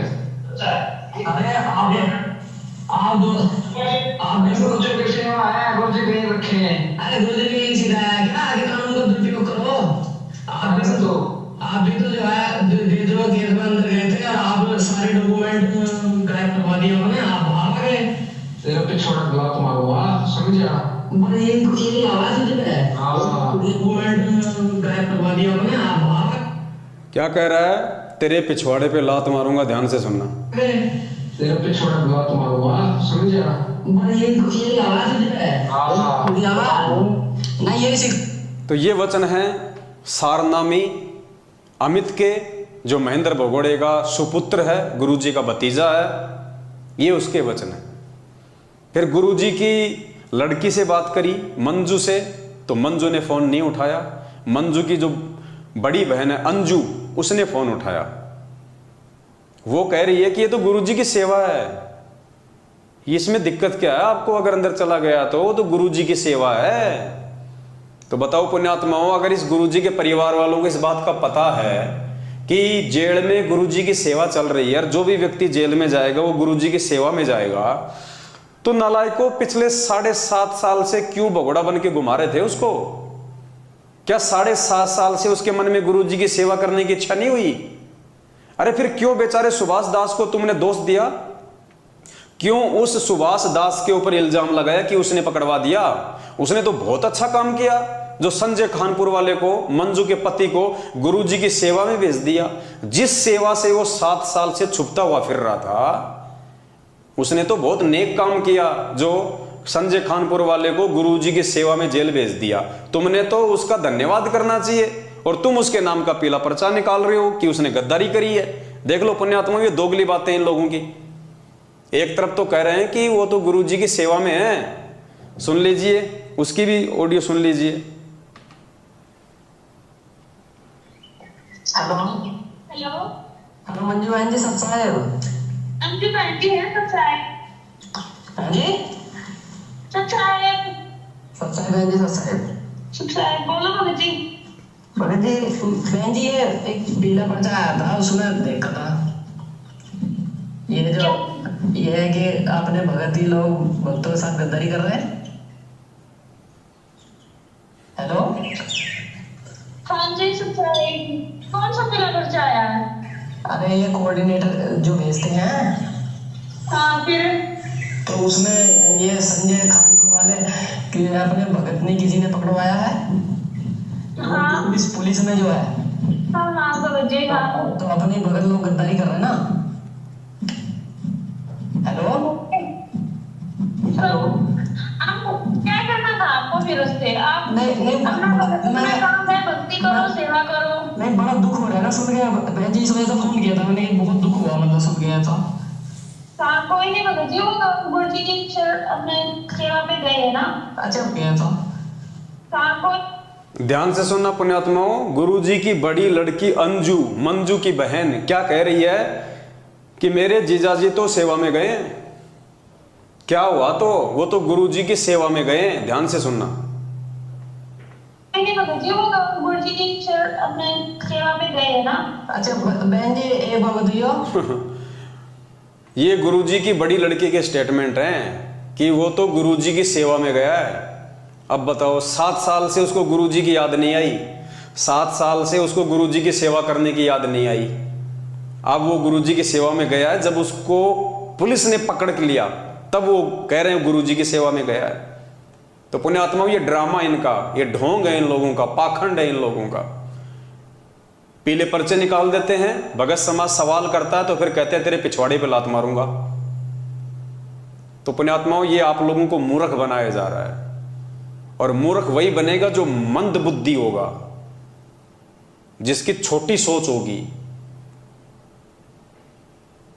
अब ये विचार आप भगत समाज ने करना है, दास का काम है आपके सामने हकीकत लाके रखना। इन बातों में यदि कोई झूठ हो तो बता दीजिए। इन्हीं की ऑडियो, इन्हीं के वीडियो, इन्हीं के लेटर। दास तो केवल निष्कर्ष निकाल के बता रहा कि क्या सही और क्या गलत है। अब आप लोगों ने अपना रास्ता खुद तय करना है। पुण्यात्माओं, ये परीक्षा चल रही है 2014 बरवाला कांड के बाद से, और जो इतनी भी कॉमन सेंस नहीं रखेगा, परमात्मा की भक्ति करने के लायक नहीं है वो प्राणी। तो दोनों ऑडियो आपने सुनी, पीला पर्चा आपने देख लिया। क्या बताएं पुण्यात्माओं,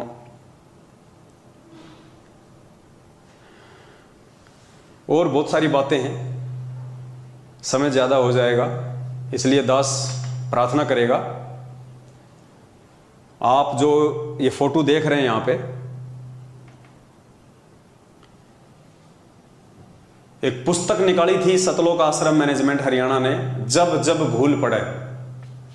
मासिक पाठ यानी महीने में एक बार पढ़ना जरूरी है, गुरुजी का आदेश है। आजकल इस पुस्तक को पढ़ने के लिए भगत समाज को पीले पर्चे भेज भेज के बहुत ज्यादा जो है वो दबाव दिया जा रहा है कि गुरुजी का सख्त आदेश है, गुरुजी का सख्त आदेश है, आपने इस पुस्तक को पढ़ना है, गुरुजी का सख्त आदेश है, आपने इस पुस्तक को पढ़ना है। विशेष तौर से भगत समाज के ऊपर जोर दिया जा रहा है। तो परमात्मा ने दास को प्रेरणा की, आने वाले दिनों में दास आपको विस्तार से ये पुस्तक पढ़ाएगा, विस्तार से। इस पुस्तक के अंदर 22 पॉइंट हैं टोटल, 1 से लेके 22 तक पॉइंट हैं। 22 वीडियो बनेंगे, टोटल 22 वीडियो बनेंगे। एक दिन छोड़ के एक दिन हम इस पुस्तक पे आएंगे। हम लोग इस पुस्तक का पूरा जो निष्कर्ष है वो निकाल के हम समझेंगे कि वास्तव में पुस्तक क्या है। और पुण्यात्मा, इस पुस्तक को पढ़ना बहुत जरूरी है। इस पुस्तक को पढ़ने से हमारे बहुत सारे कंसेप्ट क्लियर होंगे और वास्तव में यह पुस्तक भगत समाज को जगाने के लिए, सतलोक आश्रम मैनेजमेंट हरियाणा के पाखंड से बाहर निकालने के लिए। यह पुस्तक कोई आपको कोई संजय से सावधान करने के लिए नहीं लिखी गई। संजय जो पाखंडी है, जो गुरुद्रोही है, जो अपने आप को गुरुदेव, जो अपने आप को गुरु नानक जी की आत्मा बताता है, जो मनमुखी रूप से जो गुरु बन चुका है, वो तो है ही पाखंडी, वो तो है ही गुरुद्रोही। लेकिन ये पुस्तक आप लोगों को संजय से बचाने के लिए भी नहीं है। असल में ये पुस्तक आपको सतलोक आश्रम मैनेजमेंट हरियाणा के पाखंड से बचाने के लिए। और इस पुस्तक का हम विस्तार से वर्णन करेंगे, विस्तार से वीडियो बनाएंगे, तब आपको बताएंगे, आपको समझाएंगे, एक एक पॉइंट आपको समझाया जाएगा। तो पुण्यात्माओं, थोड़ा सावधान रहो। ये समय एक बार हाथ से निकल गया, दोबारा नहीं आएगा। परमात्मा फिर नहीं संभालेगा। ये जो सतलोक आश्रम मैनेजमेंट हरियाणा है, ये सबसे बड़ा दुश्मन है भगत समाज का, सबसे बड़ा दुश्मन। सतगुरु रामपाल जी भगवान का कलयुगी परिवार, उनके बेटा बेटी, भाई बंधु, रिश्तेदार, जवाई, आपके नामदान संचालक, आपके कोऑर्डिनेटर, ये सब के सब लोग काल भगवान की नौकरी कर रहे हैं। अपने धार्मिक धंधे को आगे बढ़ाने के लिए, अपने स्वार्थों को आगे रख के ये लोग चल रहे हैं। आप लोग इनको फ्री के मजदूर मिले हुए हैं ये पुस्तकें बांटने के लिए। ये टीवी चैनलों पे इन्होंने जो सत्संग चला रखे हैं ना, ये कोई दुनिया को ज्ञान समझाने के लिए नहीं है। अगर इनको खुद को ज्ञान होता तो बरवाला कांड ही नहीं होता। अगर इनको खुद को ज्ञान होता तो पुण्यात्माओं, ये घटिया राजनीति गुरुदेव के जेल जाने के बाद नहीं करते। ये गुंडों की सीबीआई जांच का समर्थन भक्तों से नहीं करवाते। ये भक्तों का रक्तदान और खून वगैरह दान करवा के मोटे पैसों पे प्राइवेट हॉस्पिटलों को नहीं बेचते। ये अपने धार्मिक धंधे को इतना महत्व नहीं देते। इस भक्ति मार्ग में सबसे बड़ा रोड़ा यदि कोई है तो सतलोक आश्रम मैनेजमेंट हरियाणा है। कुछ भाई बहन अपनी अल्प बुद्धि के चलते ये कह देते हैं कि सतलोक आश्रम मैनेजमेंट हरियाणा ने तो इतने भगत जोड़ दिए, तुमने क्या कर लिया? मैनेजमेंट ने 5 लाख भगत जोड़ दिए बरवाला कांड के बाद। पुण्यात्माओं, इन्होंने जोड़े नहीं, इन्होंने तो तोड़ दिए। जोड़े तो भगवान ने थे भगत ज्ञान दे दे के 27 साल से। इन्होंने तो 2014 में बरवाला कांड करके भक्तों को परमात्मा से तोड़ दिया, दूर कर दिया। और आज लगातार 7.5 साल से भगत समाज से उल्टे कुक्रम करवा करवा के उनको तोड़ते ही जा रहे हैं। पुण्यात्माओं, विचार करो, आप जो अपनी छोटी सोच से बातें बोल देते हो कि ये भगतों को जोड़ रहे हैं और कह रहे हैं इन्होंने 7 साल में 5 लाख लोग जोड़ दिए नामदान केंद्रों से। पुण्यात्माओं, विचार करो, 7 साल में सतलोक आश्रम मैनेजमेंट हरियाणा ने एडी से चोटी का जोर लगा के हम मान लेते हैं 5 लाख लोग जोड़ दिए, 10 लाख जोड़ दिए। 7 साल में 10 लाख। हिंदुस्तान की जनसंख्या 140 करोड़ और ये 7 साल में जोड़ रहे हैं 10 लाख। इनके हिसाब से तो पुण्यात्माओं 700 साल में भी पूरा हिंदुस्तान नहीं जुड़ेगा। अकेला हिंदुस्तान ही इनके हिसाब से 700 साल में नहीं जुड़ने वाला। और परमात्मा ने जोड़ना थोड़े से समय में पूरी दुनिया को। तो पुण्यात्माओं, परमात्मा का मिशन इनके अनुसार चलेगा या परमात्मा के अनुसार चलेगा? ये लोग जोड़ नहीं रहे, ये तोड़ रहे हैं। अरे भगत तो परमात्मा ने बनाए थे, इन्होंने तो बिगाड़ दिया। गुरुदेव ने सत्संग में कहानी बताई एक साधु था। पहले लोग ऐसे ही पैदल यात्रा किया करते थे। तो एक साधु लेके अपने हाथ में कमंडल और किसी दूसरे स्थान को जा रहा था। रास्ता काफी लंबा था। जंगल में उन्होंने देखा एक झोपड़ी सी बनी हुई है। साधु ने सोचा हो सकता है कोई परिवार रहता होगा, थोड़ा जलपान कर लेते हैं, घंटा 2 घंटा आराम कर लेते हैं, फिर आगे की यात्रा करेंगे। ये सोचकर साधु वहां चला गया। वहां जाके देखा तो वहां पे 3-4 युवा लड़के बैठे हुए थे। तो युवा लड़कों ने कहा कि आओ महाराज, आओ आओ, बैठो बैठो बैठो बैठो। तो साधु ने कहा कि भाई तुम अकेले यहाँ पे क्या कर रहे हो जंगल में? उन्होंने कहा जी हम लोग मुर्गा बना रहे हैं, मुर्गा बना रहे हैं, मुर्गा। अब साधु बेचारा भोला भाला, मांस मिट्टी से दूर था। अब उसने सोचा है भाई हमने तो सुना है कि मुर्गा तो भगवान बनाता है, ये पशु पक्षी जानवर ये योनियां तो परमात्मा बनाता है। साधु ने कहा कि साधु ने मन ही मन में सोचा कि मैंने तो सुना है कि भगवान बनाता है मुर्गा, और ये कह रहे हैं कि हम मुर्गा बना रहे हैं, तो चलो देखेंगे आज ये कैसा क्या मुर्गा बनाते हैं। तो साधु वो चमत्कार देखने के लिए वहां रुक गया। 10, 15, 20 मिनट बाद में वो लड़के एक थाली के अंदर मुर्गा डाल के लेके आए, बोटी बोटी। बोला लो महाराज मुर्गा बन के तैयार है। तो महाराज ने सर पे 3 थप्पी मारी और कहा रे नालायको, अरे तुमने बनाया कहां, तुमने तो बिगाड़ दिया। अरे ये मुर्गा तो भगवान ने बनाया था, नालायको तुमने तो उस भगवान के बनाए गए मुर्गे को बिगाड़ दिया।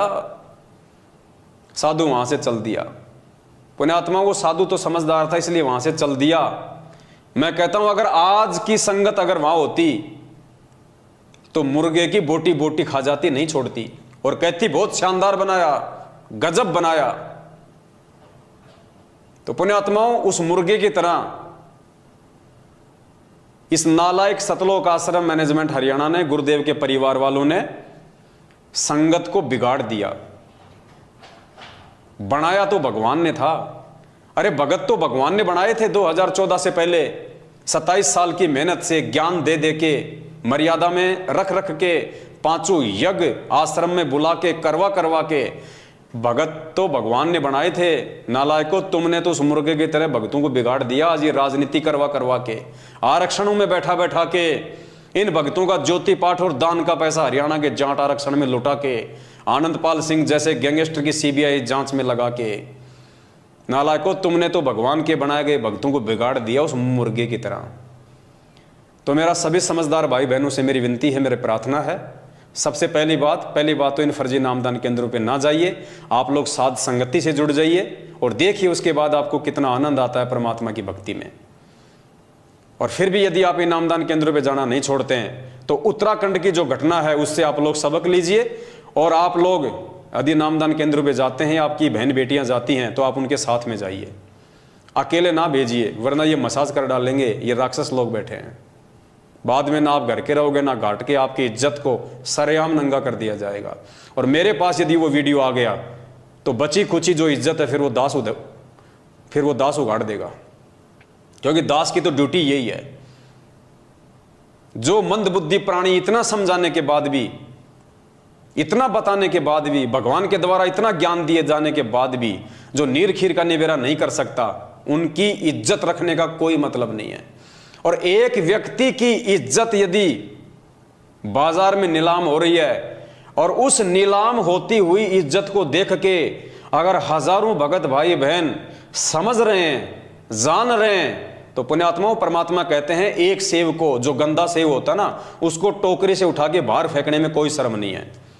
तो अगर इन जैसे एक आध भक्तों की इज्जत को अगर समाज में अगर उगाड़ भी दिया जाए तो समाज समझेगा, समाज जानेगा, पहचानेगा कि वास्तव में संत रामपाल जी की आड़ में क्या खेल चल रहा है। जेल में बैठे हुए संत रामपाल जी की आड़ में बाहर ये फर्जी नामदान केंद्र खोल खोल के अपने धार्मिक धंधे के लोग कैसे उनको बदनाम करने में लगे हुए हैं, कैसे लोग भक्तों के साथ में ऐसी ऐसी घटिया हरकतें करने में लगे हुए हैं, कैसे लोग भगत समाज की मर्यादाओं को तार तार कर रहे हैं। तो पुण्यात्माओं समय नहीं है, विनाशकारी समय बेहद नजदीक है। बाद में रोओगे, पछताओगे। ये संदेशे बार बार नहीं मिलेंगे आपको आने वाले समय में, क्योंकि विश्व युद्ध छिड़ेगा। किसी का बाप नहीं रोक सकता विश्व युद्ध। खुद गुरुदेव भी विश्व युद्ध को नहीं रोकेंगे, क्योंकि आदरणीय गरीबदास जी महाराज जी के माध्यम से परमात्मा ने 300 साल पहले ही असुर निकंदन रमैणी में लिख दिया था, आवेगा काबुल से, आवेगा दक्खन से दीवाना काबुल का, काल किल किलियम गल है तुर्काना, किल किलियम अवतार कला, जीतन जंग झुंझुमला। ऐसा पुरुष आया कहता है गरीबदास, दिल्ली मंडल होई विलास नी कलंक राय। परमात्मा ने तीसरे विश्व युद्ध की भविष्यवाणी की हुई है। असुर निकंदन रमैणी का सरलार्थ पढ़ लेना इन चौपाइयों का, कि आवेगा दक्खन से दीवाना काबुल का, पढ़ लेना अच्छे से कान खोल के। पूरे विश्व में टहलका मचेगा, ज्यादातर मुस्लिम कंट्रियां आपस में कट के मर जाएंगी। अमेरिका, चीन और रसिया 90% इसका सत्यानाश होगा, नष्ट होगा, बचे कुचे लोगों को भारत शरण देगा। और ये सतगुरु रामपाल जी भगवान उस समय आएगा जब पूरी दुनिया में तहस नहस मच जाएगा, तहस नहस मच जाएगा। पूरे हिंदुस्तान में आर्मी शासन लागू होगा, मिलिट्री शासन लागू हो जाएगा, इमरजेंसी लग जाएगी जो सन 1984 में पंजाब में लगी थी। भयंकर स्थिति होगी, दाने दाने को लोग तरस जाएंगे, दाने दाने को। गंदी नाली में अगर कोई टुकड़ा पड़ा होगा रोटी का, अपनी जान बचाएंगे, कुत्ते की तरह उठा के खाएंगे। परमात्मा ने 1720 में जब गरीबदास जी महाराज जी आए थे, उस समय वहां पे दुर्भिक्ष पड़ा था, अकाल। और गरीबदास जी महाराज जी ने अपनी वाणी में कहा कि उस समय दिल्ली के राजाओं के क्या हाल हो गए थे। 1720 की बात है, ज्यादा लंबा इतिहास नहीं है। परमात्मा कहते हैं, शहजादे मांगत फिरें वो दिल्ली के उमराव। वो शहजादे, राजाओं के लड़के जिनको शहजादा कहा जाता है, दिल्ली के बादशाहों की औलाद, कहते हैं शहजादे मांगत फिरें वो दिल्ली के उमराव। एक एक रोटी मांगते फिरते थे वो राजाओं के लड़के, राजकुमार, शहजादे। तो गरीबदास जी ने अपनी वाणी में लिखा है, शहजादे मांगत फिरें दिल्ली के उमराव, और जिन रोटी पाई नहीं जो खाते थे नान पुलाव। जो कभी नान पुलाव खाते थे ना, जो पनीर की सब्जियां खाते थे, परमात्मा कहते हैं वो 1720 के अकाल में अनाज की इतनी शॉर्टेज आ गई, वो दिल्ली के बादशाह भी रोटी का टुकड़ा टुकड़ा मांगते थे। और उसके बाद में सन 1877 में भारत देश में जो अकाल पड़ा, अंग्रेजों ने सारा का सारा अनाज अपने देश में ले लिया, भारत में भयंकर अकाल पड़ा। 1877 में जो कंकाल देखते हैं ना हॉस्पिटल में, डॉक्टर लोग रखते हैं नमूने के तौर पे कंकाल, वो स्थिति हो गई थी हमारे देश की। 34-35 करोड़ की जनसंख्या थी टोटल 1877 में, जिसमें से 5 करोड़ लोग भूखमरी के शिकार हुए थे, अकाल मौत मरे थे 5 करोड़ लोग, पेड़ की छाल तक खा गए थे उखाड़ के। और एक परिवार का मुखिया पूरी रात अपने परिवार का पहरा दिया करता था कि कहीं मेरे परिवार वाले मेंबर को उठा के कोई खा ना जाए। आदमी को आदमी खा रहा था, रातों को जाग के पहरा दिया करते थे लोग, कहीं मेरे बाल बच्चों को उठा के कोई खा ना जाए उनको कच्चा। पुण्यात्मा, वो समय आएगा तभी ये दुनिया संत रामपाल जी को परमात्मा मानेगी, वरना ऐसे जेल में बैठे हुए और देशद्रोह का मुकदमा लगे हुए संत रामपाल जी को कोई परमात्मा नहीं मानेगा। ये परमात्मा दुनिया को बंदर दिखाएगा। लेकिन सबसे विचारणीय विषय ये होगा कि उस समय उन मंदबुद्धि और बेबुद्धि भक्तों का क्या होगा जो आज साध संगति से ना जुड़ के अपनी मर्यादा तोड़ के परमात्मा से दूर होते जा रहे हैं। आप लोगों का क्या होगा उस समय। पुण्यात्माओं, ये बातें तुम्हें मजाक लग रही होंगी, ये मजाक नहीं है। 27 साल से भगवान चिल्ला चिल्ला के जेल में जाके बैठ गया, किसी ने नहीं सुनी। दुनिया के तो छोड़ो, आज खुद 90% उनके भगत उनकी बातों को भी यकीन नहीं कर रहे। आज उनके भगत उनको परमात्मा नहीं मान रहे, उनकी शिक्षाओं पे नहीं चल रहे। 27 साल से भगवान ने जो निर्मल ज्ञान दिया उसके विपरीत चल के अपने गुरु जी की धज्जियां उड़ा रहे हैं, उनके आदेशों की धज्जियां उड़ा रहे हैं। पिछले 7.5 साल से हम सत्सेवक भाई बहन चिल्ला चिल्ला के समझा रहे हैं कि मान जाओ मान जाओ। इस धरती पे यदि काल उतरा हुआ है तो सतलोक आश्रम मैनेजमेंट हरियाणा के रूप में उतरा हुआ है। और काल को दुनिया की चिंता नहीं है, काल को सबसे ज्यादा चिंता आप भक्तों की है कि कैसे इन भक्तों को जाल में फंसाया जाए। क्योंकि काल की हद से केवल हम भगत बाहर निकल रहे हैं। यदि काल के हद से बाहर निकलने का कोई प्रयास कर रहा है 21 ब्रह्मांड से, तो हम भगत कर रहे हैं, तो वो सबसे पहले हम भक्तों को काबू में करेगा। और उसका काबू करने का एक ही तरीका है, मर्यादा तोड़वाना। क्योंकि गुरु जी का वचन है, गरीबदास जी महाराज जी ने अपनी वाणी में लिखा है कि मुझे परमात्मा ने दुखी होते हुए कहा था कि गरीबदास, मैं समर्थ हूं, मैं परमात्मा हूं, अनंत कोटि ब्रह्मांड का स्वामी हूं, लेकिन भाई मैं क्या करूं, मेरी आंखों के सामने मेरे बच्चे मरते, मुझे बड़ा दुख होता है, मैं क्या करूं। तो गरीबदास जी महाराज जी ने परमात्मा की उस वाणी को अपने शब्दों में लिखा। परमात्मा कह रहे हैं कि अनंत कोटि बाजी जहां और हम रचे सकल ब्रह्मांड, और गरीबदास मैं क्या करूं, यो काल करे जीव खंड। कि गरीबदास उस समय मैं भी मजबूर हो जाता हूं, मैं समर्थ परमात्मा भी असमर्थ हो जाता हूं, जब ये काल मेरी आत्माओं को मर्यादा तोड़वा कर मुझसे दूर कर देता है। और मेरा और इस काल का एक एग्रीमेंट हो रखा है कि जब तक हंसा हमरी आना, काल लगे ना तेरा बाणा।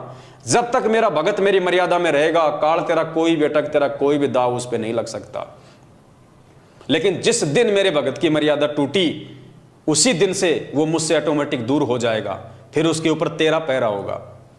तो पुण्यात्माओं, आज वो काल भगवान जिसने खुद परमात्मा को वचन दिया था कि परमात्मा तीनों युगों में जीव थोड़े ले जाना, और जब वो कलयुग आवे तो जितने मर्जी जीव ले जाना। तो पुण्यात्माओं, आज ये कलयुग है, पिछली पीढ़ी, काल ने खुद वचन दे रखा भगवान को, तो काल चादर ओढ़ के नहीं सो रहा।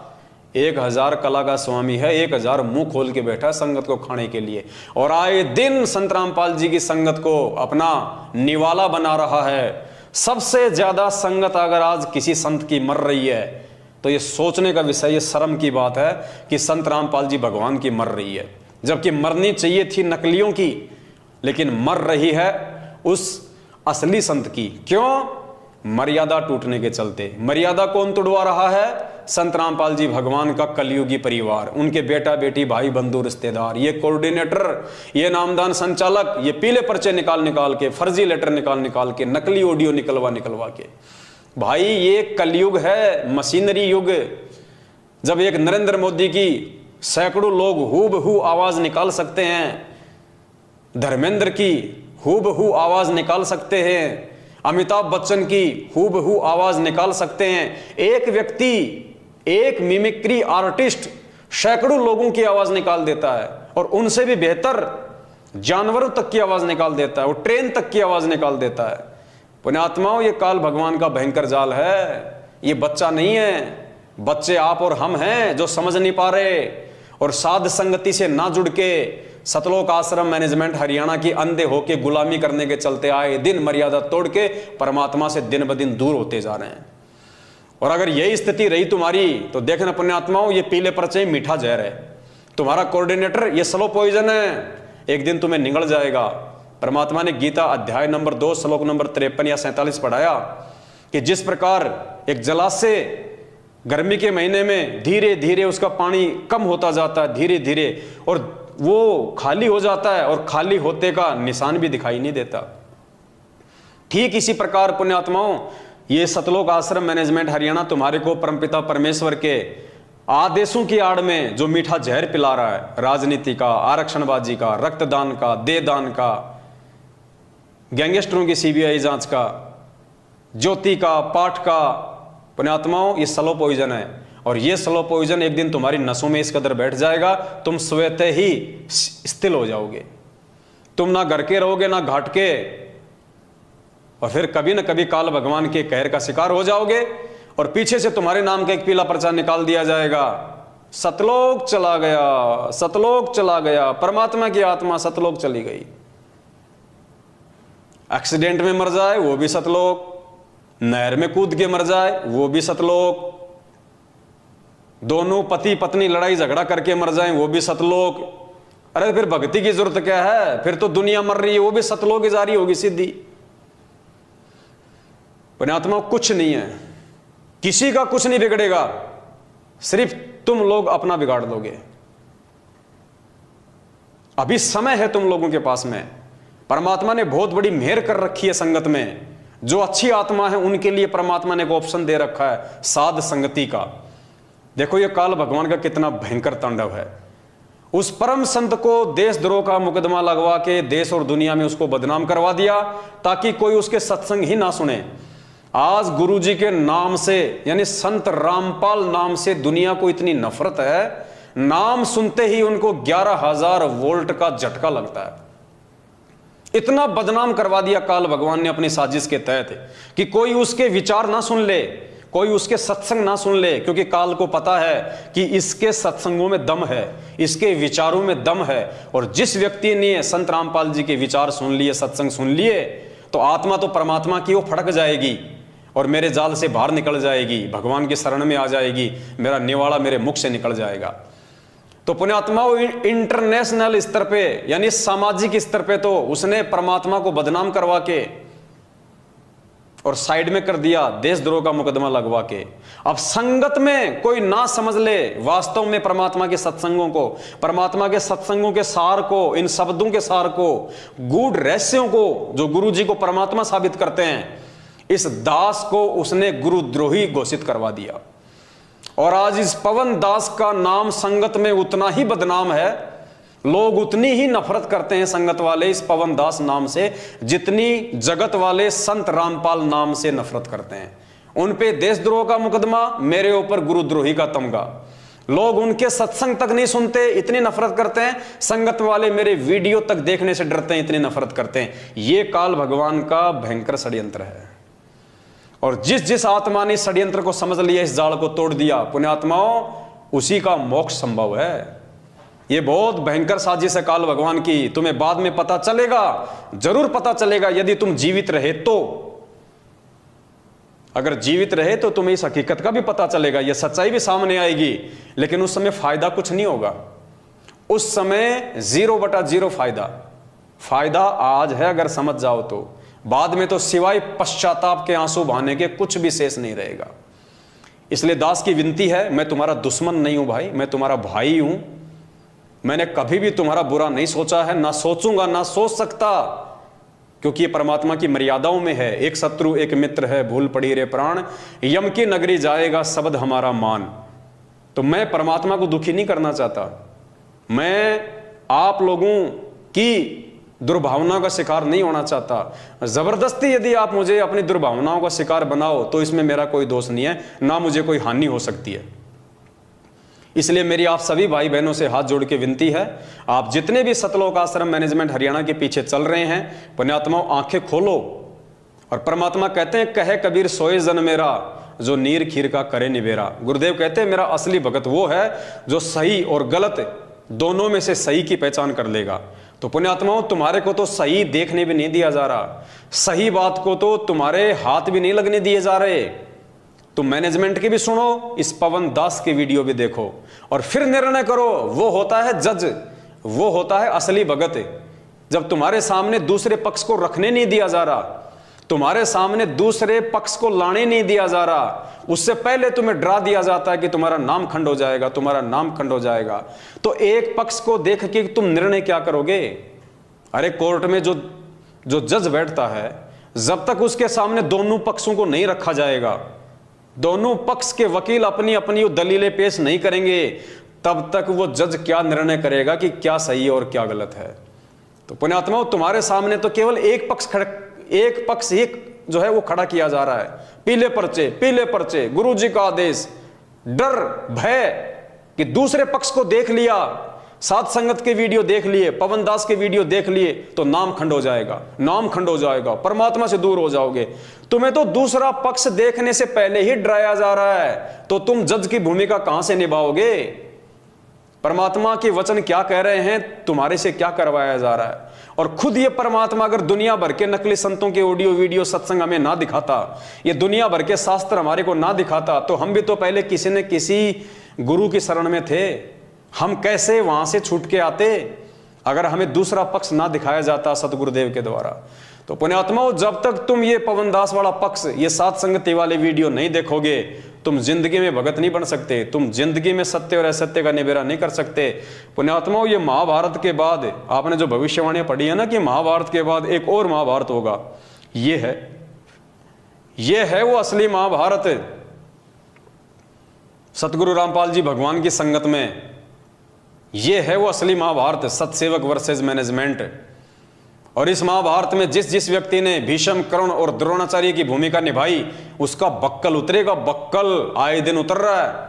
और जिसने इसमें धर्म युद्ध में विदुर की भूमिका निभाई, परमात्मा उसकी रक्षा करेगा। तो ये निर्णय आप लोगों के ऊपर है। मैं तो 7 साल से भोंक ही रहा हूं, आगे भी भोंकता रहूंगा जब तक परमात्मा का आदेश होगा। और आप सभी भाई बहनों से हाथ जोड़कर पुनः निवेदन करता हूं, पुण्यात्माओं, छोटा भाई समझ के, अरे चलो ये सोच लो मेरे वीडियो देखने से तुम्हारा नाम खंड होता है, अरे तो नाम तो तुम फिर भी शुद्ध करवा लेना, वैसे भी तो महीने में एक बार तो तुम शुद्ध करवाते ही हो। ये तो है नहीं कि तुम मर्यादा में हो, मर्यादा तो सबकी टूटी हुई है, फिर भी तुम्हें लगता है कि तुम युधिष्ठिर हो, तुम धर्मपुत्र हो, तुमसे कोई मर्यादा नहीं टूटती है, तुम बिल्कुल अखंड हो।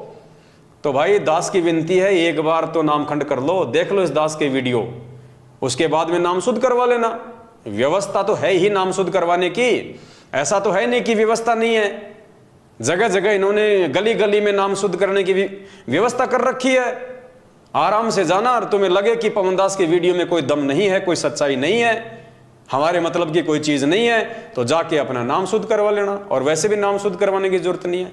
परमात्मा कहते हैं जब तक दोनों पक्षों की देखोगे नहीं, जब तक सही और गलत को देखोगे नहीं तो मालूम कैसे पड़ेगा। तो मात्र सही और गलत को देखने से नामखंड नहीं होता। सही और गलत को देखने के बाद में यदि आप सही को छोड़ के और आप गलत का साथ दोगे तब आपकी मर्यादा खंड होगी। तो वो निर्णय तो फिर आप स्वयं कर लेना कि कौन सही और कौन गलत है। इसलिए पुण्यात्माओं, दास की विनती है, बाकी आपकी अपने संस्कार, आपकी अपनी मर्जी। तुम कुएं में पड़ोगे तो मैं जबरदस्ती नहीं कर सकता भाई, तुम जहर खाओगे तो तुम मरोगे। दूध पीने वाला पवनदास नहीं मर सकता, अमृत पीने वाले मेरे भाई बहन नहीं मर सकते, जो जहर पिएगा वो मरेगा। तो भाई निर्णय कर लेना, समय ज्यादा नहीं है। तुम लोग मैनेजमेंट के साथ मिलकर जहर पी रहे हो या साध संगतियों में आके अमृत पान कर रहे हो। बस दास की इतनी सी विनती है। बाकी आप सभी लोग समझदार हैं, ये कलयुग की बिचली पीढ़ी है, गोबर कोई नहीं खाता, सब लोग अनाज खाते हैं, इतनी बुद्धि सब रखते हैं। फिर भी बीच बीच में समझाने की आवश्यकता जहां पड़ेगी दास समझाता रहेगा। बस आज के लिए इतना, फिर परमात्मा दया करेंगे, फिर आप सभी भाई बहनों के सामने एक नई जानकारी, एक नया वीडियो लेके आएंगे।